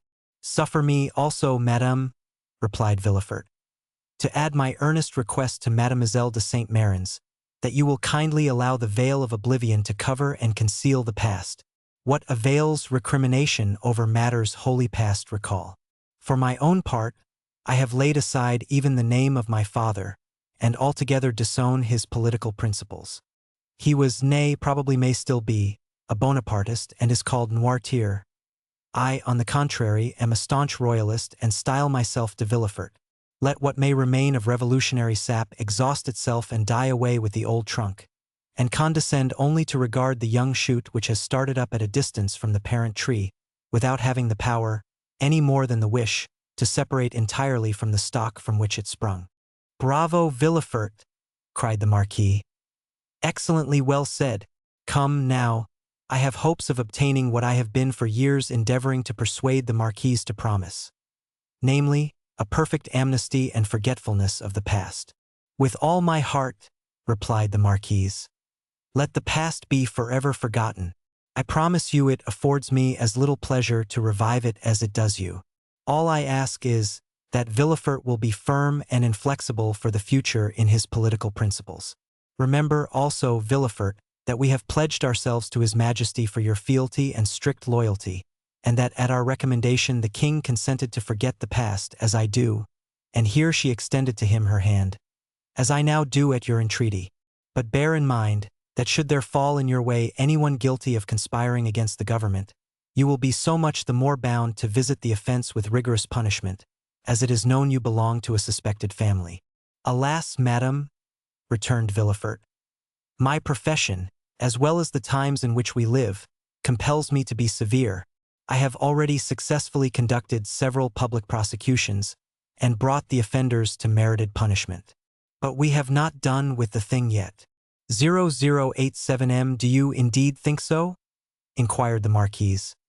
"I am, at least, fearful of it. Napoleon, in the island of Elba, is too near France, and his proximity keeps up the hopes of his partisans. Marseilles is filled with half-pay officers who are daily, under one frivolous pretext or other, getting up quarrels with the royalists. From hence arise continual and fatal duels among the higher classes of persons, and assassinations in the lower. You have heard, perhaps," said the Comte de Salvieux, one of M. de Saint-Méran's oldest friends, and chamberlain to the Comte d'Artois, "that the Holy Alliance purpose removing him from thence?" "Yes, they were talking about it when we left Paris," said M. de Saint-Méran. "And where is it decided to transfer him?" "To Saint Helena." "For heaven's sake, where is that?" asked the Marquise. "An island situated on the other side of the equator, at least 2,000 leagues from here," replied the Count. "So much the better. As Villefort observes, it is a great act of folly to have left such a man between Corsica, where he was born, and Naples, of which his brother-in-law is king, and face to face with Italy, the sovereignty of which he coveted for his son." "Unfortunately," said Villefort, "there are the treaties of 1814, and we cannot molest Napoleon without breaking those compacts." "Oh, well, we shall find some way out of it," responded M. de Salvieux. "There wasn't any trouble over treaties when it was a question of shooting the poor Duc d'Enghien." "Well," said the Marquise, "it seems probable that, by the aid of the Holy Alliance, we shall be rid of Napoleon, and we must trust to the vigilance of M. de Villefort to purify Marseilles of his partisans. The king is either a king or no king. If he be acknowledged as sovereign of France, he should be upheld in peace and tranquility, and this can best be effected by employing the most inflexible agents to put down every attempt at conspiracy. 'Tis the best and surest means of preventing mischief." "Unfortunately, madame," answered Villefort, "the strong arm of the law is not called upon to interfere until the evil has taken place. Then all he has got to do is to endeavor to repair it. Nay, madame, the law is frequently powerless to effect this. All it can do is to avenge the wrong done." "Oh, M. de Villefort," cried a beautiful young creature, daughter to the Comte de Salvieux, and the cherished friend of Mademoiselle de Saint-Méran, "do try and get up some famous trial while we are at Marseilles. I never was in a law court. I am told it is so very amusing." "Amusing, certainly," replied the young man, "inasmuch as, instead of shedding tears as at the fictitious tale of woe produced at a theatre, you behold in a law court a case of real and genuine distress, a drama of life.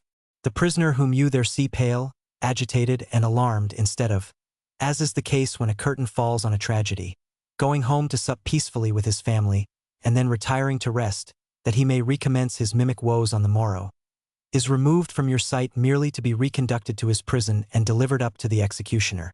I leave you to judge how far your nerves are calculated to bear you through such a scene. Of this, however, be assured, that should any favorable opportunity present itself, I will not fail to offer you the choice of being present." "For shame, M.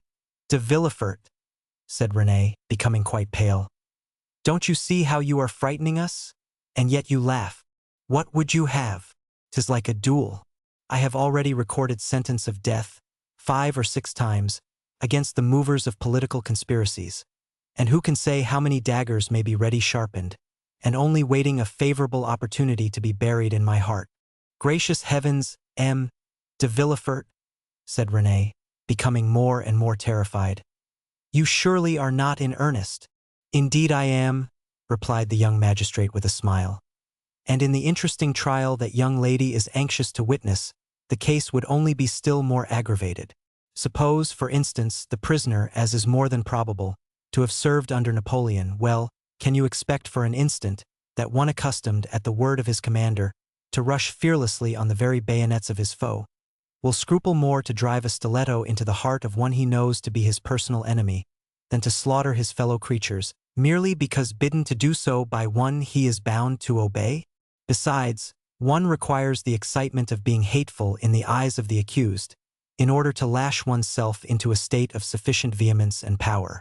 I would not choose to see the man against whom I pleaded smile, as though in mockery of my words. No, my pride is to see the accused pale, agitated, and as though beaten out of all composure by the fire of my eloquence. Renée uttered a smothered exclamation. Bravo! Cried one of the guests. That is what I call talking to some purpose. Just the person we require at a time like the present, said a second. What a splendid business that last case of yours was, my dear Villefort, remarked a third. I mean the trial of the man for murdering his father. Upon my word, you killed him ere the executioner had laid his hand upon him. Oh, as for parricides and such dreadful people as that, interposed Renée, it matters very little what is done to them, but as regards poor unfortunate creatures whose only crime consists in having mixed themselves up in political intrigues, why, that is the very worst offense they could possibly commit. For, don't you see, Renée, the king is the father of his people, and he who shall plot or contrive aught against the life and safety of the parent of 32 millions of souls is a parricide upon a fearfully great scale. I don't know anything about that, replied Renée. But, M. de Villefort, you have promised me, have you not? Always to show mercy to those I plead for. Make yourself quite easy on that point, answered Villefort with one of his sweetest smiles. You and I will always consult upon our verdicts. My love, said the Marquise, attend to your doves, your lapdogs, and embroidery, but do not meddle with what you do not understand. Nowadays the military profession is in abeyance and the magisterial robe is the badge of honor. There is a wise Latin proverb that is very much in point. Sedant arma togae, said Villefort with a bow. I cannot speak Latin, responded the Marquise. Well, said Renée, I cannot help regretting you had not chosen some other profession than your own, a physician, for instance. Do you know I always felt a shudder at the idea of even a destroying angel? Dear, good Renée, whispered Villefort, as he gazed with unutterable tenderness on the lovely speaker. Let us hope, my child, cried the Marquis, that M. de Villefort may prove the moral and political physician of this province. If so, he will have achieved a noble work, and one which will go far to efface the recollection of his father's conduct, added the incorrigible Marquise. Madame, replied Villefort with a mournful smile, I have already had the honor to observe that my father has, at least, I hope so, abjured his past errors, and that he is, at the present moment, a firm and zealous friend to religion and order, a better royalist, possibly, than his son, for he has to atone for past dereliction, while I have no other impulse than warm, decided preference and conviction. Having made this well-turned speech, Villefort looked carefully around to mark the effect of his oratory, much as he would have done had he been addressing the bench in open court.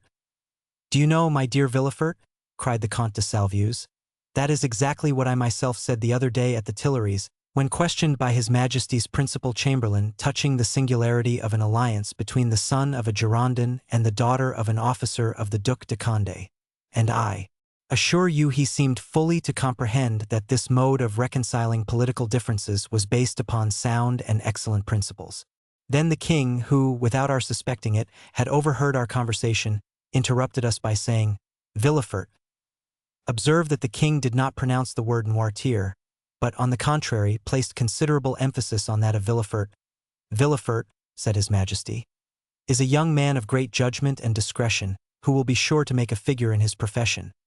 I like him much, and it gave me great pleasure to hear that he was about to become the son-in-law of the Marquis and Marquise de Saint-Méran. I should myself have recommended the match, had not the noble Marquis anticipated my wishes by requesting my consent to it. Is it possible the king could have condescended so far as to express himself so favorably of me? Asked the enraptured Villefort. I give you his very words, and if the Marquis chooses to be candid, he will confess that they perfectly agree with what his Majesty said to him, when he went 6 months ago to consult him upon the subject of your espousing his daughter. 0091M. That is true, answered the Marquis. How much do I owe this gracious prince? What is there I would not do to evince my earnest gratitude? That is right, cried the Marquise. I love to see you thus. Now, then, were a conspirator to fall into your hands, he would be most welcome. For my part, dear mother, interposed Renée, I trust your wishes will not prosper, and that Providence will only permit petty offenders, poor debtors, and miserable cheats to fall into M. de Villefort's hands. Then I shall be contented.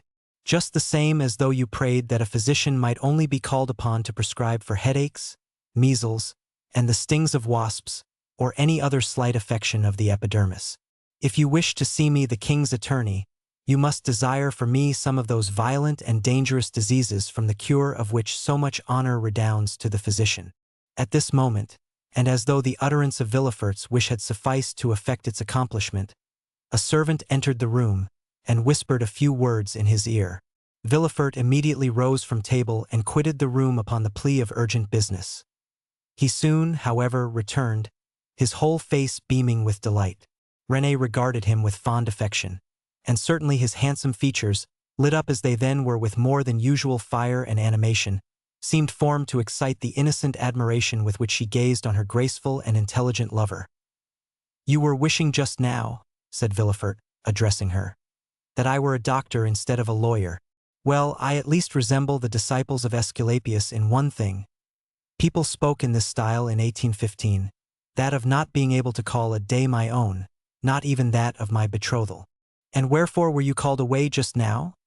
Asked Mademoiselle de Saint-Méran with an air of deep interest. For a very serious matter which bids fair to make work for the executioner. How dreadful! Exclaimed Renée, turning pale. Is it possible? Burst simultaneously from all who were near enough to the magistrate to hear his words. Why, if my information prove correct, a sort of Bonapartist conspiracy has just been discovered. Can I believe my ears? Cried the Marquise. I will read you the letter containing the accusation at least, said Villefort. The king's attorney is informed by a friend to the throne and the religious institutions of his country that one named Edmond Dantès, mate of the ship Pharaon, this day arrived from Smyrna, after having touched at Naples and Porto Ferrajo, has been the bearer of a letter from Marat to the usurper, and again taken charge of another letter from the usurper to the Bonapartist Club in Paris. Ample corroboration of this statement may be obtained by arresting the above-mentioned Edmond Dantès, who either carries the letter for Paris about with him, or has it at his father's abode. Should it not be found in the possession of father or son, then it will assuredly be discovered in the cabin belonging to the said Dantès on board the Pharaon. But, said Renée, this letter, which, after all, is but an anonymous scrawl, is not even addressed to you, but to the king's attorney. 0093M. True, but that gentleman being absent, his secretary, by his orders, opened his letters. Thinking this one of importance, he sent for me, but not finding me, took upon himself to give the necessary orders for arresting the accused party. Then the guilty person is absolutely in custody? Said the Marquise. Nay, dear mother, say the accused person. You know we cannot yet pronounce him guilty. He is in safe custody, answered Villefort, and rely upon it, if the letter is found, he will not be likely to be trusted abroad again, unless he goes forth under the especial protection of the headsman. And where is the unfortunate being? Asked Renée. He is at my house. Come, come, my friend, interrupted the Marquise. Do not neglect your duty to linger with us. You are the king's servant, and must go wherever that service calls you. Oh, Villefort, cried Renée, clasping her hands, and looking towards her lover with piteous earnestness. Be merciful on this, the day of our betrothal. The young man passed round to the side of the table where the fair pleader sat, and leaning over her chair said tenderly, To give you pleasure, my sweet Renée, I promise to show all the lenity in my power. But if the charges brought against this Bonapartist hero prove correct, why, then you really must give me leave to order his head to be cut off." Renée shuddered at the word cut, for the growth in question had a head. "Never mind that foolish girl, Villefort," said the Marquise. "She will soon get over these things." So saying, Madame de Saint-Méran extended her dry bony hand to Villefort, who, while imprinting a son-in-law's respectful salute on it, looked at Renée as much as to say, "I must try and fancy 'tis your dear hand I kiss, as it should have been." "These are mournful auspices to accompany a betrothal," sighed poor Renée. "Upon my word, child," exclaimed the angry Marquise, "your folly exceeds all bounds. I should be glad to know what connection there can possibly be between your sickly sentimentality and the affairs of the state." "Oh, mother!" murmured Renée. "Nay, madam, I pray you pardon this little traitor. I promise you that to make up for her want of loyalty, I will be most inflexibly severe." Then casting an expressive glance at his betrothed, which seemed to say, "Fear not, for your dear sake my justice shall be tempered with mercy," and receiving a sweet and approving smile in return, Villefort departed with paradise in his heart. Chapter 7. The examination. No sooner had Villefort left the salon than he assumed the grave air of a man who holds the balance of life and death in his hands. Now, in spite of the nobility of his countenance, the command of which, like a finished actor, he had carefully studied before the glass, it was by no means easy for him to assume an air of judicial severity. Except the recollection of the line of politics his father had adopted, and which might interfere, unless he acted with the greatest prudence, with his own career, Gérard de Villefort was as happy as a man could be. Already rich, he held a high official situation, though only 27. He was about to marry a young and charming woman whom he loved, not passionately but reasonably, as became a deputy attorney of the king, and besides her personal attractions, which were very great, Mademoiselle de Saint-Méran's family possessed considerable political influence, which they would, of course, exert in his favor. The dowry of his wife amounted to 50,000 crowns, and he had, besides, the prospect of seeing her fortune increased to 500,000 at her father's death. These considerations naturally gave Villefort a feeling of such complete felicity that his mind was fairly dazzled in its contemplation. At the door, he met the commissary of police, who was waiting for him. The sight of this officer recalled Villefort from the third heaven to earth. He composed his face, as we have before described, and said, "I have read the letter, sir, and you have acted rightly in arresting this man. Now inform me what you have discovered concerning him and the conspiracy." "We know nothing as yet of the conspiracy, monsieur. All the papers found have been sealed up and placed on your desk. The prisoner himself is named Edmond Dantès, made on board the three-master the Pharaon, trading in cotton with Alexandria and Smyrna, and belonging to Morel and son of Marseilles. Before he entered the merchant service, had he ever served in the marines?" "Oh, no, monsieur, he is very young." "How old?" 19 or 20 at the most."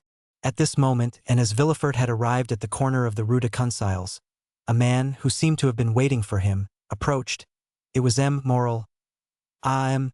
de Villefort," cried he. "I am delighted to see you. Some of your people have committed the strangest mistake. They have just arrested Edmond Dantès, mate of my vessel." "I know it, monsieur," replied Villefort, "and I am now going to examine him." "Oh," said Morel, carried away by his friendship, "you do not know him, and I do.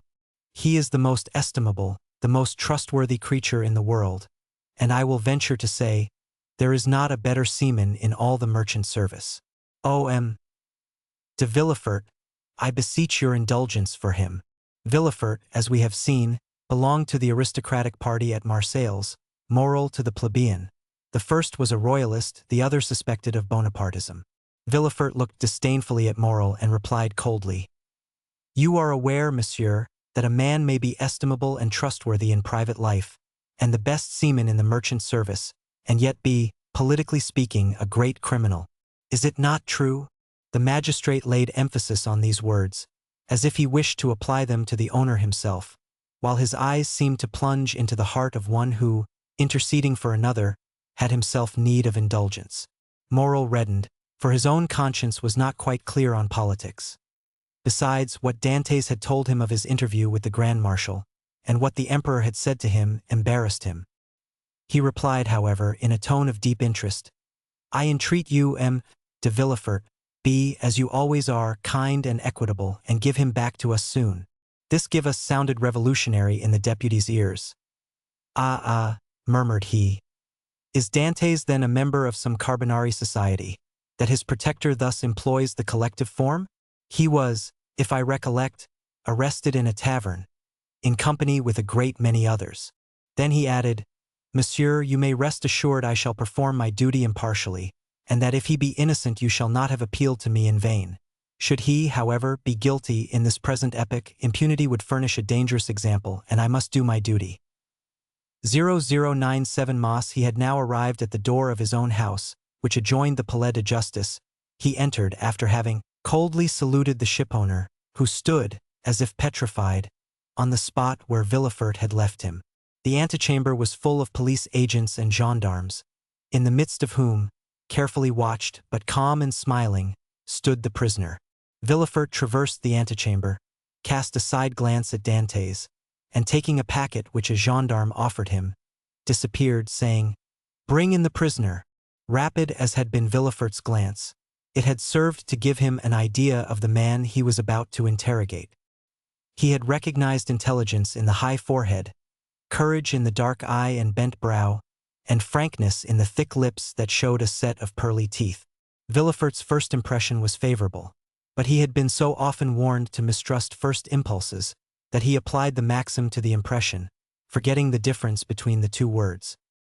He stifled, therefore, the feelings of compassion that were rising, composed his features, and sat down, grim and somber, at his desk. An instant after Dantès entered. He was pale, but calm and collected, and saluting his judge with easy politeness, looked round for a seat, as if he had been in M. Morel's salon. It was then that he encountered for the first time Villefort's look, that look peculiar to the magistrate, who, while seeming to read the thoughts of others, betrays nothing of his own. "Who and what are you?" demanded Villefort, turning over a pile of papers, containing information relative to the prisoner, that a police agent had given to him on his entry, and that, already, in an hour's time, had swelled to voluminous proportions, thanks to the corrupt espionage of which the accused is always made the victim. "My name is Edmond Dantès," replied the young man calmly. "I am mate of the Pharaon, belonging to Messrs. Morel and Son." "Your age?" continued Villefort. 19, returned Dantès. "What were you doing at the moment you were arrested?" "I was at the festival of my marriage, monsieur," said the young man, his voice slightly tremulous. So great was the contrast between that happy moment and the painful ceremony he was now undergoing. So great was the contrast between the somber aspect of M. de Villefort and the radiant face of Mercédès. "You were at the festival of your marriage?" said the deputy, shuddering in spite of himself. "Yes, monsieur, I am on the point of marrying a young girl I have been attached to for 3 years. Villefort, impassive as he was struck with this coincidence. And the tremulous voice of Dantès, surprised in the midst of his happiness, struck a sympathetic chord in his own bosom. He also was on the point of being married, and he was summoned from his own happiness to destroy that of another. This philosophic reflection, thought he, will make a great sensation at M. de Saint-Mérin's. And he arranged mentally, while Dantès awaited further questions, the antithesis by which orators often create a reputation for eloquence. When this speech was arranged, Villefort turned to Dantès. 0099 "Go on, sir," said he. "What would you have me say?" "Give all the information in your power. Tell me on which point you desire information, and I will tell all I know. Only," added he with a smile, "I warn you I know very little. Have you served under the usurper?" "I was about to be mustered into the Royal Marines when he fell." "It is reported your political opinions are extreme," said Villefort, who had never heard anything of the kind, but was not sorry to make this inquiry, as if it were an accusation. "My political opinions," replied Dantès. "Alas, sir, I never had any opinions. I am hardly 19. I know nothing. I have no part to play. If I obtain the situation I desire, I shall owe it to M. Morel. Thus all my opinions, I will not say public, but private, are confined to these 3 sentiments. I love my father, I respect M. Moral, and I adore Mercédès. This, sir, is all I can tell you, and you see how uninteresting it is." As Dantès spoke, Villefort gazed at his ingenuous and open countenance, and recollected the words of René, who, without knowing who the culprit was, had besought his indulgence for him. With the deputy's knowledge of crime and criminals, every word the young man uttered convinced him more and more of his innocence. This lad, for he was scarcely a man, simple, natural, eloquent with that eloquence of the heart never found when sought for, full of affection for everybody, because he was happy, and because happiness renders even the wicked good, extended his affection even to his judge, spite of Villefort's severe look and stern accent. Dantès seemed full of kindness. "Pardieu," said Villefort. "He is a noble fellow. I hope I shall gain René's favor easily by obeying the first command she ever imposed on me. I shall have at least a pressure of the hand in public, and a sweet kiss in private." Full of this idea, Villefort's face became so joyous that when he turned to Dantès, the latter, who had watched the change on his physiognomy, was smiling also. "Sir," said Villefort, "have you any enemies, at least, that you know?" "I have enemies?" replied Dantès. "My position is not sufficiently elevated for that. As for my disposition, that is, perhaps, somewhat too hasty, but I have striven to repress it. I have had 10 or 12 sailors under me, and if you question them, they will tell you that they love and respect me, not as a father, for I am too young, but as an elder brother. But you may have excited jealousy.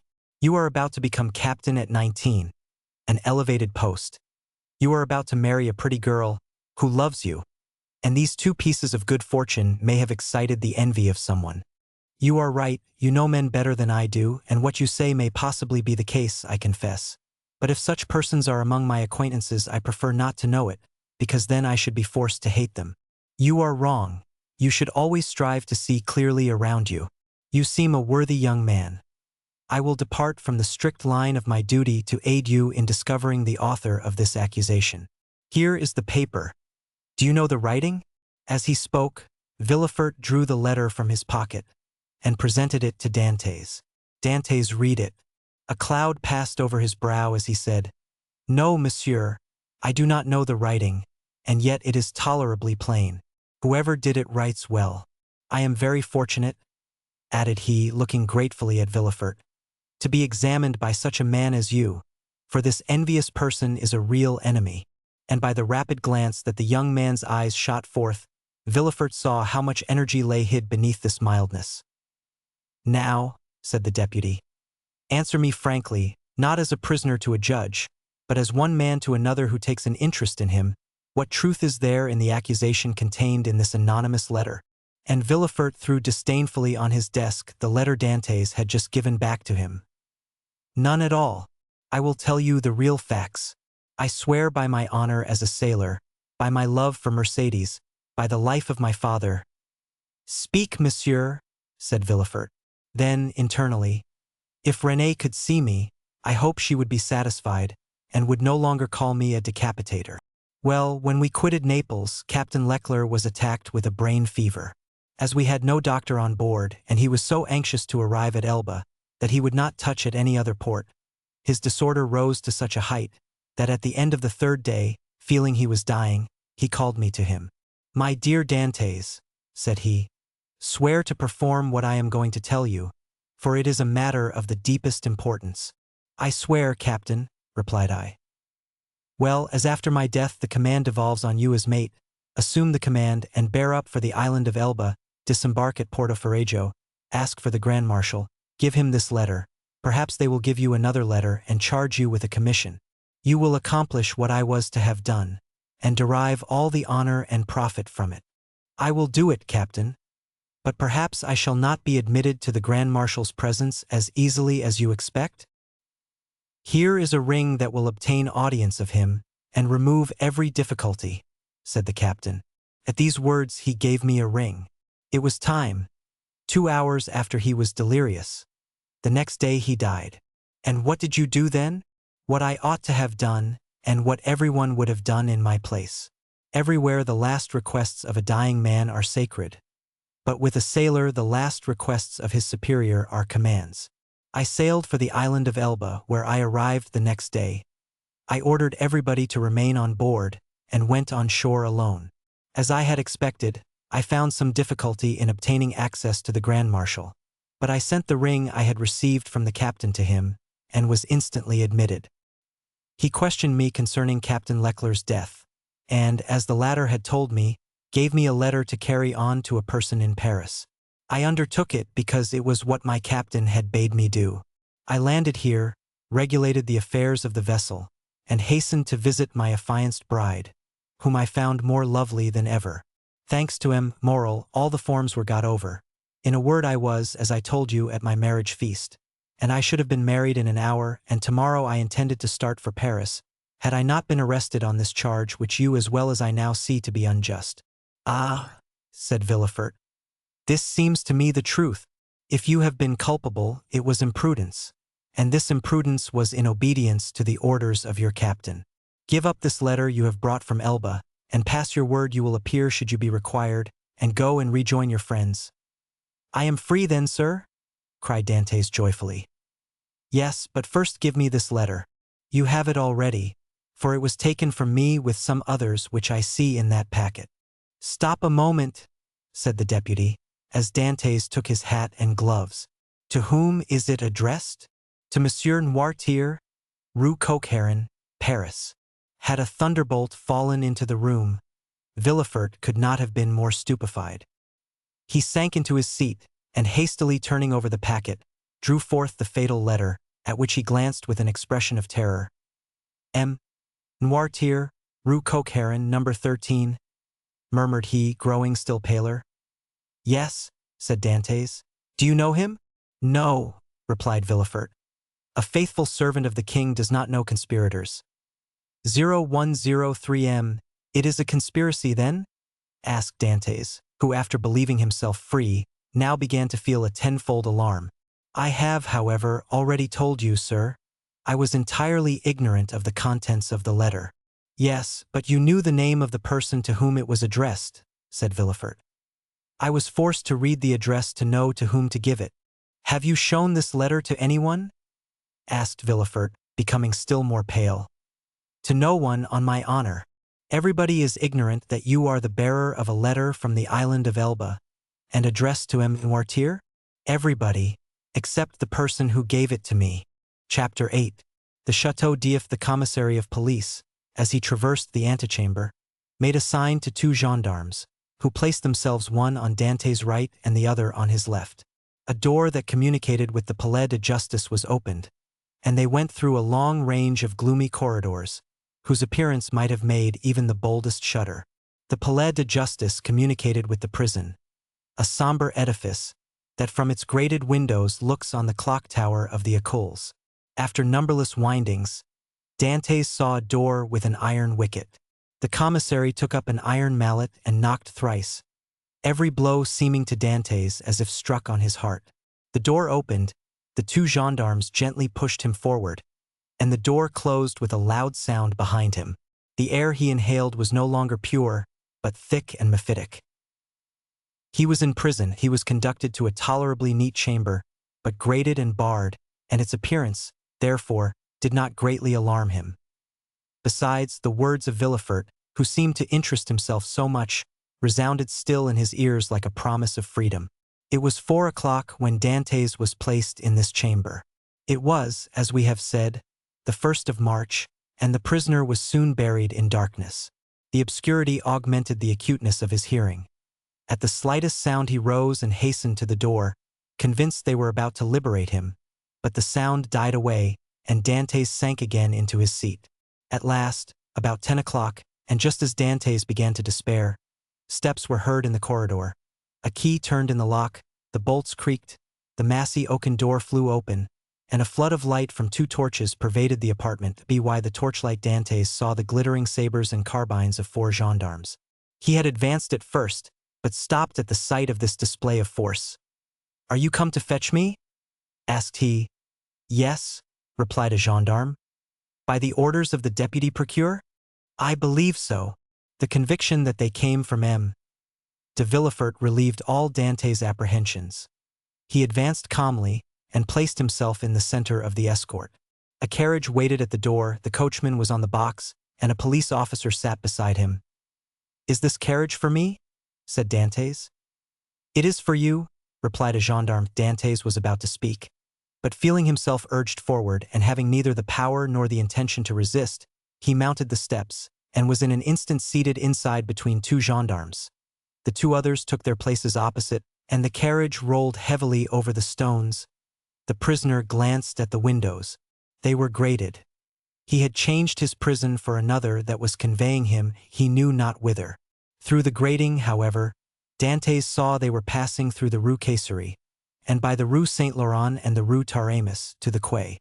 Soon he saw the lights of La Consigne. The carriage stopped, the officer descended, approached the guardhouse. A dozen soldiers came out and formed themselves in order. Dantès saw the reflection of their muskets by the light of the lamps on the quay. "Can all this force be summoned on my account?" thought he. The officer opened the door, which was locked, and, without speaking a word, answered Dantès' question, for he saw between the ranks of the soldiers a passage formed from the carriage to the port. The two gendarmes who were opposite to him descended first. Then he was ordered to alight, and the gendarmes on each side of him followed his example. They advanced towards a boat, which a custom-house officer held by a chain, near the quay. The soldiers looked at Dantès with an air of stupid curiosity. In an instant he was placed in the stern sheets of the boat, between the gendarmes, while the officer stationed himself at the bow. A shove sent the boat adrift, and four sturdy oarsmen impelled it rapidly towards the Pilon. At a shout from the boat, the chain that closes the mouth of the port was lowered, and in a second they were, as Dantès knew, in the Fraile and outside the inner harbor. The prisoner's first feeling was of joy at again breathing the pure air, for air is freedom. But he soon sighed, for he passed before La Reserve, where he had that morning been so happy, and now through the open windows came the laughter and revelry of a ball. Dantès folded his hands, raised his eyes to heaven, and prayed fervently. 0111 The boat continued her voyage. They had passed the Tête de Mort, were now off the Anse du Pharaon, and about to double the battery. This maneuver was incomprehensible to Dantès. "Whither are you taking me?" asked he. "You will soon know. But still, we are forbidden to give you any explanation." Dantès, trained in discipline, knew that nothing would be more absurd than to question subordinates, who were forbidden to reply, and so he remained silent. The most vague and wild thoughts passed through his mind. The boat they were in could not make a long voyage. There was no vessel at anchor outside the harbor. He thought, perhaps, they were going to leave him on some distant point. He was not bound, nor had they made any attempt to handcuff him. This seemed a good augury. Besides, had not the deputy, who had been so kind to him, told him that provided he did not pronounce the dreaded name of Noirtier, he had nothing to apprehend? Had not Villefort in his presence destroyed the fatal letter, the only proof against him? He waited silently, striving to pierce through the darkness. They had left the Isle Ratonneau, where the lighthouse stood on the right, and were now opposite the Point de Catalans. It seemed to the prisoner that he could distinguish a feminine form on the beach, for it was there Mercédès dwelt. How was it that a presentiment did not warn Mercédès that her lover was within 300 yards of her? One light alone was visible, and Dantès saw that it came from Mercédès' chamber. Mercédès was the only one awake in the whole settlement. A loud cry could be heard by her, but pride restrained him and he did not utter it. What would his guards think if they heard him shout like a madman? He remained silent, his eyes fixed upon the light. The boat went on, but the prisoner thought only of Mercédès. An intervening elevation of land hid the light. Dantès turned and perceived that they had got out to sea. While he had been absorbed in thought, they had shipped their oars and hoisted sail. The boat was now moving with the wind, and in spite of his repugnance to address the guards, Dantès turned to the nearest gendarme and taking his hand, "Comrade," said he, "I adjure you, as a Christian and a soldier, to tell me where we are going. I am Captain Dantès, a loyal Frenchman, thought accused of treason. Tell me where you are conducting me, and I promise you on my honor I will submit to my fate." The gendarme looked irresolutely at his companion, who returned for answer a sign that said, "I see no great harm in telling him now," and the gendarme replied, You are a native of Marseilles and a sailor, and yet you do not know where you are going? On my honor, I have no idea. Have you no idea whatever? None at all. That is impossible. I swear to you it is true. Tell me, I entreat. But my orders.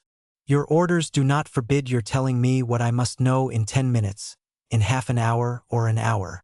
You see, I cannot escape, even if I intended. Unless you are blind, or have never been outside the harbor, you must know. I do not. Look round you then. Dantès rose and looked forward.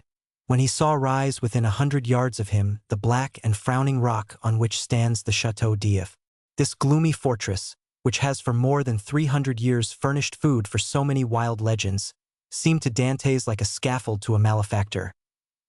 The Château d'If? Cried he. What are we going there for? The gendarme smiled. I am not going there to be imprisoned, said Dantès. It is only used for political prisoners. I have committed no crime. Are there any magistrates or judges at the Château d'If? There are only, said the gendarme, a governor, a garrison, turnkeys, and good thick walls. Come, come, do not look so astonished, or you will make me think you are laughing at me in return for my good nature. Dantès pressed the gendarme's hand as though he would crush it. You think then, said he, that I am taken to the Château d'If to be imprisoned there? It is probable, but there is no occasion to squeeze so hard. Without any inquiry, without any formality? All the formalities have been gone through. The inquiry is already made. And so, in spite of M. de Villefort's promises? I do not know what M. de Villefort promised you, said the gendarme. But I know we are taking you to the Château d'If. But what are you doing? Help, comrades, help. By a rapid movement, which the gendarmes practiced I had perceived, Dantès sprang forward to precipitate himself into the sea. But 4 vigorous arms seized him as his feet quitted the bottom of the boat. He fell back cursing with rage. Good, said the gendarme, placing his knee on his chest. This is the way you keep your word as a sailor. Believe soft-spoken gentlemen again. Hark ye, my friend, I have disobeyed my first order, but I will not disobey the second. And if you move, I will blow your brains out. And he leveled his carbine at Dantès, who felt the muzzle against his temple. For a moment the idea of struggling crossed his mind, and of so ending the unexpected evil that had overtaken him. But he bethought him of M. de Villefort's promise. And, besides, death in a boat from the hand of a gendarme seemed too terrible. He remained motionless, but gnashing his teeth and wringing his hands with fury. At this moment the boat came to a landing with a violent shock. One of the sailors leaped on shore, a cord creaked as it ran through a pulley, and Dantès guessed they were at the end of the voyage, and that they were mooring the boat. His guards, taking him by the arms and coat collar, forced him to rise, and dragged him towards the steps that lead to the gate of the fortress, while the police officer carrying a musket with fixed bayonet followed behind Dantès made no resistance. He was like a man in a dream. He saw soldiers drawn up on the embankment. He knew vaguely that he was ascending a flight of steps. He was conscious that he passed through a door, and that the door closed behind him, but all this indistinctly as through a mist. He did not even see the ocean, that terrible barrier against freedom, which the prisoners look upon with utter despair. They halted for a minute, during which he strove to collect his thoughts. He looked around. He was in a court surrounded by high walls. He heard the measured tread of sentinels, and as they passed before the light he saw the barrels of their muskets shine. They waited upwards of 10 minutes. Certain Dantès could not escape. The gendarmes released him. They seemed awaiting orders. The orders came. "Where is the prisoner?" said a voice. "Here," replied the gendarmes. "Let him follow me. I will take him to his cell." "Go," said the gendarmes, thrusting Dantès forward. The prisoner followed his guide, who led him into a room almost underground, whose bare and reeking walls seemed as though impregnated with tears. A lamp placed on a stool illumined the apartment faintly, and showed Dantès the features of his conductor, an under-jailer, ill-clothed, and of sullen appearance. 0113 "Here is your chamber for tonight," said he. "It is late, and the governor is asleep. Tomorrow, perhaps, he may change you." In the meantime there is bread, water, and fresh straw, and that is all a prisoner can wish for. Good night." And before Dantès could open his mouth, before he had noticed where the jailer placed his bread or the water, before he had glanced towards the corner where the straw was, the jailer disappeared, taking with him the lamp and closing the door, leaving stamped upon the prisoner's mind the dim reflection of the dripping walls of his dungeon. Dantès was alone in darkness and in silence, cold as the shadows that he felt breathe on his burning forehead. With the first dawn of day the jailer returned, with orders to leave Dantès where he was. He found the prisoner in the same position, as if fixed there, his eyes swollen with weeping. He had passed the night standing and without sleep. The jailer advanced.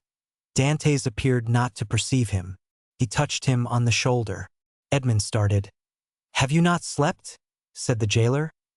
"I do not know," replied Dantès. The jailer stared. "Are you hungry?" continued he. "I do not know. Do you wish for anything?" "I wish to see the governor." The jailer shrugged his shoulders and left the chamber. Dantès followed him with his eyes, and stretched forth his hands towards the open door. But the door closed. All his emotion then burst forth. He cast himself on the ground, weeping bitterly, and asking himself what crime he had committed that he was thus punished. The day passed thus. He scarcely tasted food, but walked round and round the cell like a wild beast in its cage. One thought in particular tormented him, namely, that during his journey hither he had sat so still, whereas he might, a dozen times, have plunged into the sea, and, thanks to his powers of swimming, for which he was famous, have gained the shore, concealed himself until the arrival of a Genoese or Spanish vessel, escaped to Spain or Italy, where Mercédès and his father could have joined him. He had no fears as to how he should live. Good seamen are welcome everywhere. He spoke Italian like a Tuscan and Spanish like a Castilian.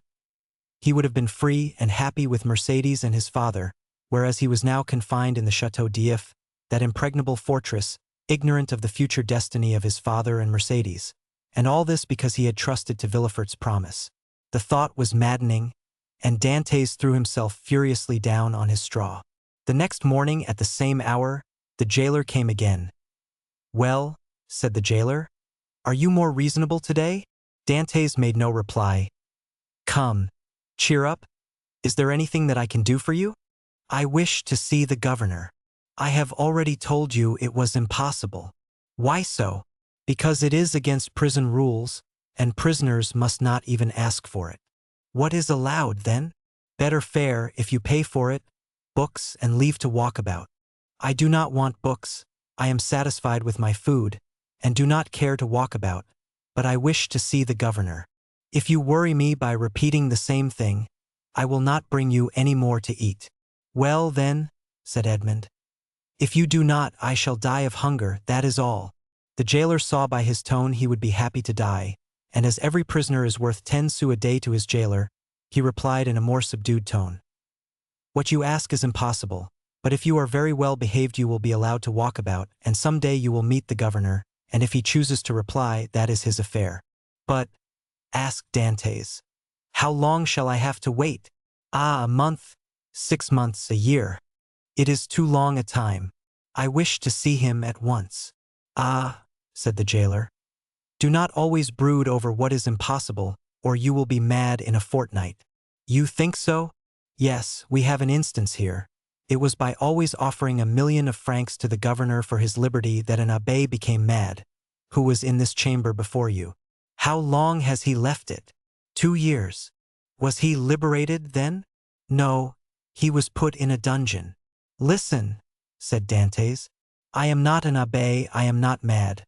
Perhaps I shall be, but at present, unfortunately, I am not. I will make you another offer." "What is that?" "I do not offer you 1,000,000 because I have it not, but I will give you 100 crowns if, the first time you go to Marseilles, you will seek out a young girl named Mercédès at the Catalans and give her 2 lines from me. If I took them and were detected, I should lose my place, which is worth 2,000 francs a year, so that I should be a great fool to run such a risk for 300. "Well," said Dantès, "mark this.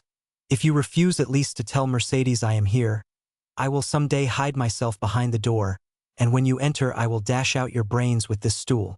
"Threats?" cried the jailer. retreating and putting himself on the defensive. "You are certainly going mad. The abbé began like you, and in 3 days you will be like him, mad enough to tie up. But, fortunately, there are dungeons here." Dantès whirled the stool round his head. All right," said the jailer. "All right, since you will have it so. I will send word to the governor." "Very well," returned Dantès, dropping the stool and sitting on it as if he were in reality mad. The jailer went out and returned in an instant with a corporal and 4 soldiers. "By the governor's orders," said he, "conduct the prisoner to the tier beneath." "To the dungeon, then," said the corporal. "Yes, we must put the madman with the madman." The soldiers seized Dantès, who followed passively. He descended 15 steps, and the door of a dungeon was opened, and he was thrust in. The door closed, and Dantès advanced with outstretched hands until he touched the wall. He then sat down in the corner until his eyes became accustomed to the darkness. The jailer was right. Dantès wanted but little of being utterly mad. Chapter 9. The evening of the betrothal Villefort had, as we have said, hastened back to Madame de Saint-Mérin's in the Place du Grand Cours, and on entering the house found that the guests whom he had left at table were taking coffee in the salon. René was, with all the rest of the company, anxiously awaiting him, and his entrance was followed by a general exclamation. "Well, decapitator, guardian of the state, royalist, Brutus, what is the matter?" said one. "Speak out. Are we threatened with a fresh reign of terror?" asked another. "Has the Corsican ogre broken loose?" cried a third. "Marquise," said Villefort, approaching his future mother-in-law, "I request your pardon for thus leaving you. Will the Marquis honor me by a few moments' private conversation?" "Ah, it is really a serious matter, then?" asked the Marquis, remarking the cloud on Villefort's brow. "So serious that I must take leave of you for a few days. So," added he, turning to René, "judge for yourself if it be not important." "You are going to leave us?" cried René, unable to hide her emotion at this unexpected announcement. "Alas," returned Villefort, "I must." "Where, then, are you going?" asked the Marquise. "That, madame, is an official secret, but if you have any commissions for Paris, a friend of mine is going there tonight, and will with pleasure undertake them." The guests looked at each other. "You wish to speak to me alone?" said the Marquis. "Yes, let us go to the library, please." The Marquis took his arm, and they left the salon. "Well," asked he as soon as they were by themselves, "tell me what it is?" "An affair of the greatest importance that demands my immediate presence in Paris. Now, excuse the indiscretion, Marquis, but have you any landed property?" "All my fortune is in the funds. 700,000 or 800,000 francs. "Then sell out. Sell out, Marquis, or you will lose it all." 0123M, but how can I sell out here? "You have a broker, have you not?" "Yes." "Then give me a letter to him, and tell him to sell out without an instant's delay. Perhaps even now I shall arrive too late." "The deuce you say," replied the Marquis. "Let us lose no time, then," and sitting down he wrote a letter to his broker, ordering him to sell out at the market price. "Now then," said Villefort, placing the letter in his pocketbook, "I must have another." "To whom?" "To the king." "To the king?" "Yes. I dare not write to His Majesty." "I do not ask you to write to His Majesty, but ask M. de Salvieux to do so. I want a letter that will enable me to reach the king's presence without all the formalities of demanding an audience. That would occasion a loss of precious time. But address yourself to the keeper of the seals. He has the right of entry at the Tuileries, and can procure you audience at any hour of the day or night." "Doubtless. But there is no occasion to divide the honors of my discovery with him. The keeper would leave me in the background, and take all the glory to himself. I tell you, Marquis, my fortune is made if I only reach the Tuileries the first, for the king will not forget the service I do him. In that case go and get ready. I will call Salvieux and make him write the letter. Be as quick as possible. I must be on the road in a quarter of an hour. Tell your coachman to stop at the door. You will present my excuses to the Marquise and Mademoiselle René, whom I leave on such a day with great regret. You will find them both here, and can make your farewells in person. 1,000 thanks," And now for the letter. The Marquis rang. A servant entered. Say to the Comte de Salvieux that I would like to see him. Now then go, said the Marquis. I shall be gone only a few moments. Villefort hastily quitted the apartment, but reflecting that the sight of the deputy procureur running through the streets would be enough to throw the whole city into confusion, he resumed his ordinary pace. At his door he perceived a figure in the shadow that seemed to wait for him. It was Mercédès, who, hearing no news of her lover, had come unobserved to inquire after him. As Villefort drew near, she advanced and stood before him. Dantès had spoken of Mercédès, and Villefort instantly recognized her. Her beauty and high bearing surprised him, and when she inquired what had become of her lover, it seemed to him that she was the judge, and he the accused. "The young man you speak of," said Villefort abruptly, "is a great criminal, and I can do nothing for him, mademoiselle." Mercédès burst into tears, and, as Villefort strove to pass her, again addressed him. "But, at least, tell me where he is, that I may know whether he is alive or dead," said she. 0125 m. "I do not know. He is no longer in my hands," replied Villefort, and desirous of putting an end to the interview, he pushed by her and closed the door as if to exclude the pain he felt. But remorse is not thus banished. Like Virgil's wounded hero, he carried the arrow in his wound, and, arrived at the salon, Villefort uttered a sigh that was almost a sob, and sank into a chair.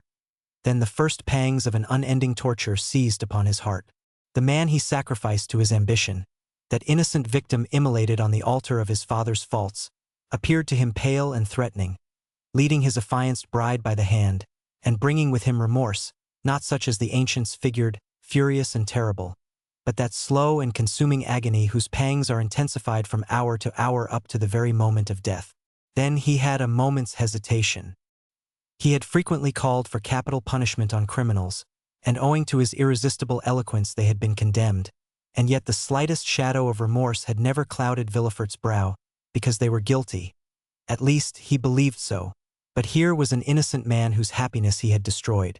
In this case he was not the judge, but the executioner. As he thus reflected, he felt the sensation we have described, and which had hitherto been unknown to him, arise in his bosom, and fill him with vague apprehensions. It is thus that a wounded man trembles instinctively at the approach of the finger to his wound until it be healed, but Villefort's was one of those that never close, or if they do, only close to reopen, more agonizing than ever. If at this moment the sweet voice of Renée had sounded in his ears pleading for mercy, or the fair Mercédès had entered and said, "In the name of God, I conjure you to restore me my affianced husband," his cold and trembling hands would have signed his release.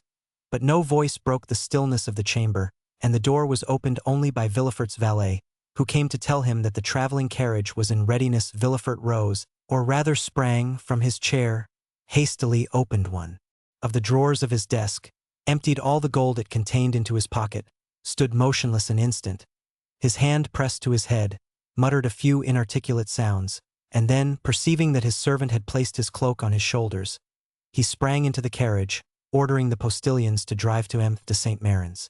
The hapless Dantès was doomed. As the Marquis had promised, Villefort found the Marquise and Renée in waiting. He started when he saw Renée, for he fancied she was again about to plead for Dantès.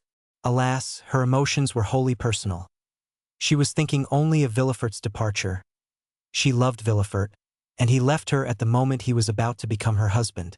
Villefort knew not when he should return, and Renée, far from pleading for Dantès, hated the man whose crime separated her from her lover. 0127 And meanwhile, what of Mercédès?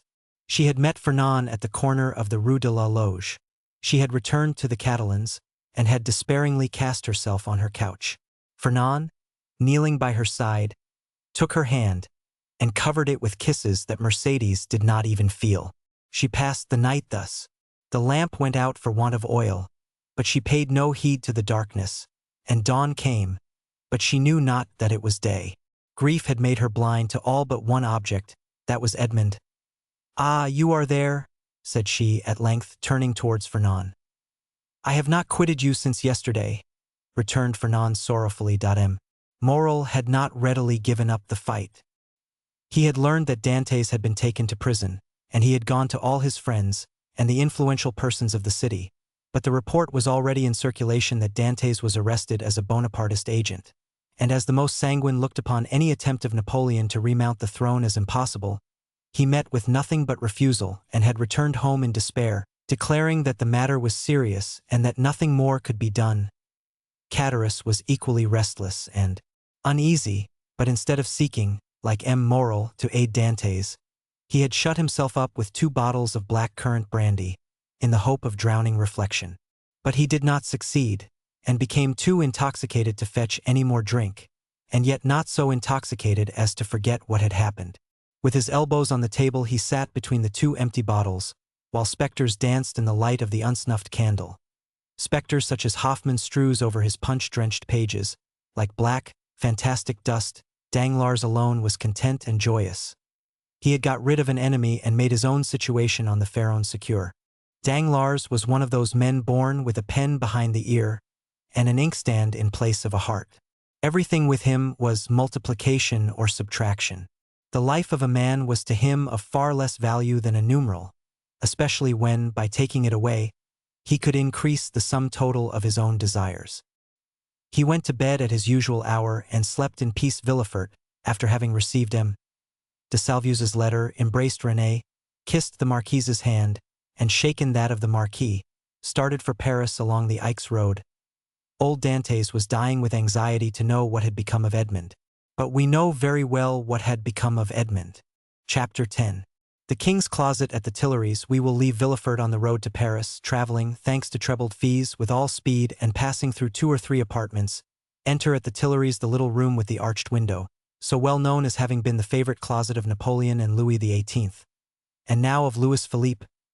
There, seated before a walnut table he had brought with him from Hartwell, and to which, from one of those fancies not uncommon to great people, he was particularly attached, the King, Louis XVIII, was carelessly listening to a man of 50 or 52 years of age, with gray hair, aristocratic bearing, and exceedingly gentlemanly attire, and meanwhile making a marginal note in a volume of Gryphius's rather inaccurate, but much sought-after edition of Horace, a work which was much indebted to the sagacious observations of the philosophical monarch. "You say, sir," said the king, "that I am exceedingly disquieted, sire. Really, have you had a vision of the 7 fat kine and the 7 lean kine? No, sire, for that would only betoken for us 7 years of plenty and 7 years of scarcity. And with a king as full of foresight as your majesty, scarcity is not a thing to be feared. Then of what other scourge are you afraid, my dear Blockas? Sire, I have every reason to believe that a storm is brewing in the south." "Well, my dear Duke," replied Louis XVIII, "I think you are wrongly informed, and know positively that, on the contrary, it is very fine weather in that direction." Man of ability as he was, Louis XVIII liked a pleasant jest. "Sire," continued M. de Blocas, "if it only be to reassure a faithful servant, will your majesty send into Languedoc, Provence, and Dauphiné trusty men, who will bring you back a faithful report as to the feeling in these 3 provinces? Can I, Monsieur Dis?" replied the king, continuing the annotations in his Horace. "Sire," replied the courtier, laughing, in order that he might seem to comprehend the quotation, "your majesty may be perfectly right in relying on the good feeling of France, but I fear I am not altogether wrong in dreading some desperate attempt." "By whom? By Bonaparte, or, at least, by his adherents?" "My dear Blocas," said the king, "you with your alarms prevent me from working, and you, sire, prevent me from sleeping with your security. Wait, my dear sir, wait a moment, for I have such a delightful note on the Pastor cum Traharet. Wait, and I will listen to you afterwards."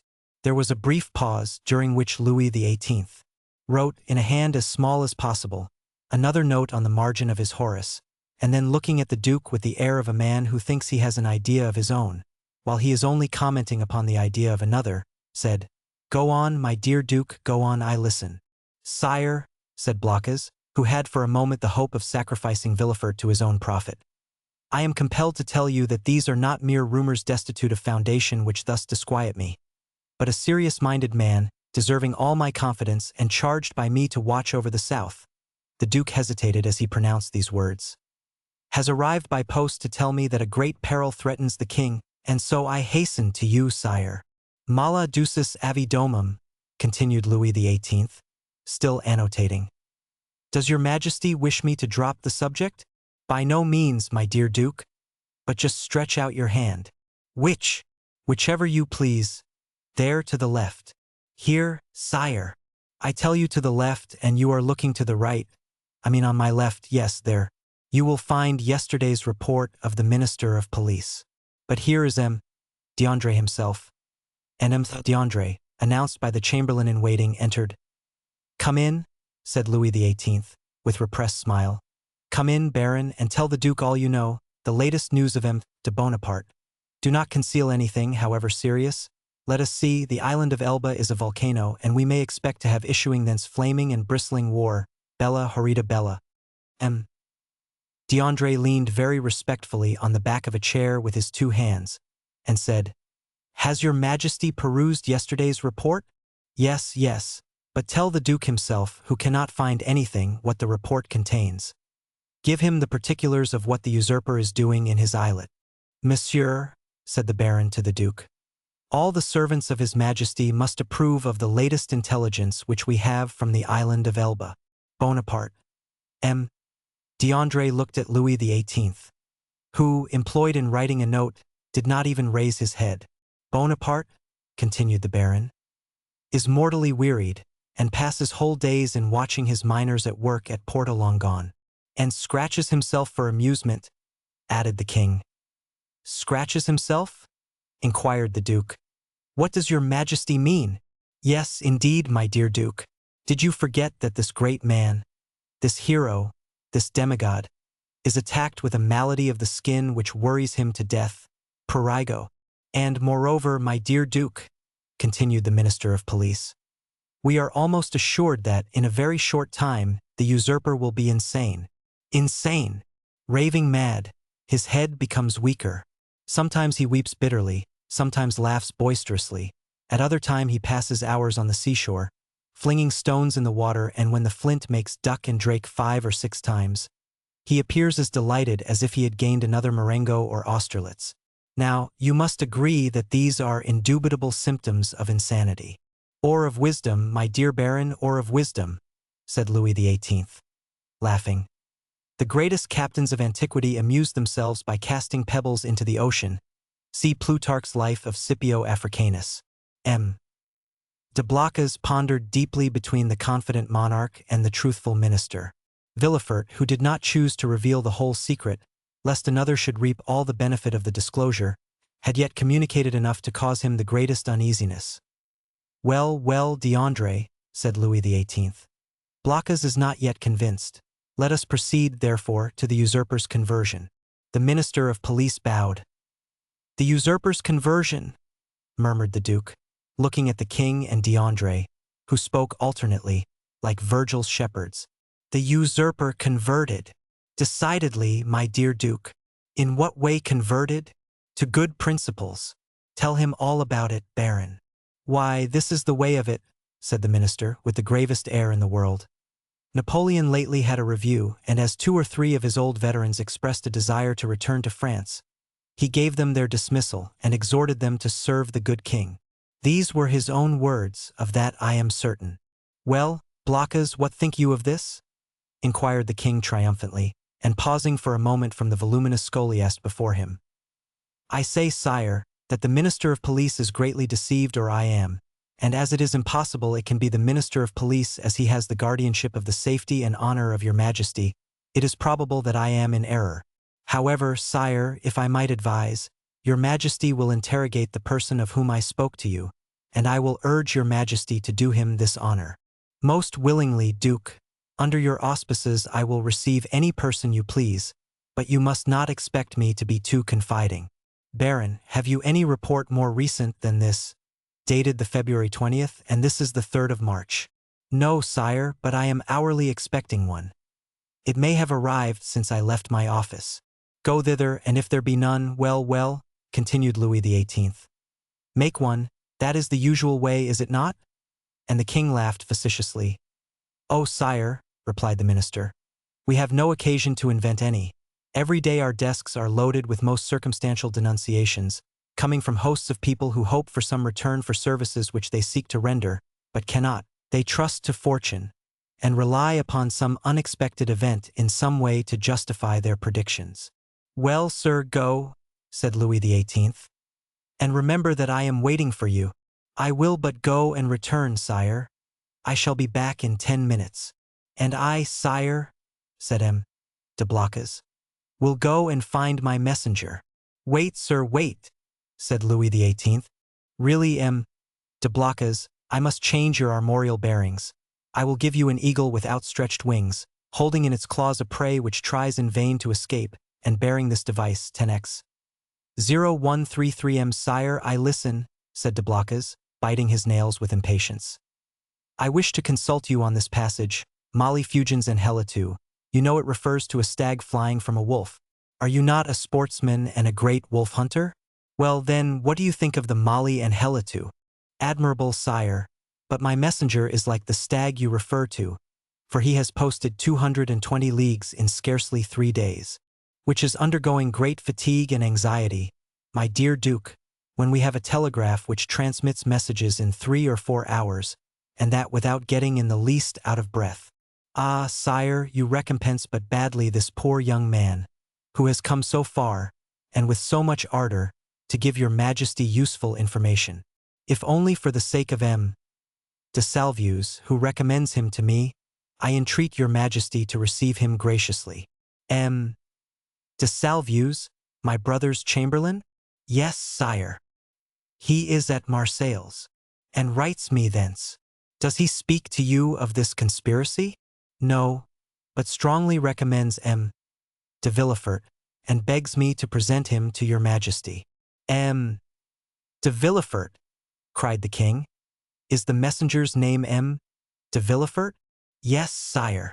And he comes from Marseilles? In person. Why did you not mention his name at once? Replied the king, betraying some uneasiness. Sire, I thought his name was unknown to your majesty. No, Blocas. He is a man of strong and elevated understanding, ambitious too, and, pardieu, you know his father's name. His father. Yes, Noirtier. Noirtier the Girondin?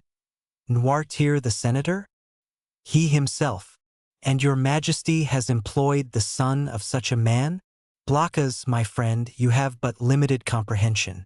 I told you Villefort was ambitious, and to attain this ambition Villefort would sacrifice everything, even his father. Then, sire, may I present him? This instant, Duke. Where is he? Waiting below in my carriage. Seek him at once. I hasten to do so. The Duke left the royal presence with the speed of a young man. His really sincere royalism made him youthful again. Louis XVIII remained alone, and turning his eyes on his half-opened Horace, muttered, Justum iti tenacem propositi virum. M.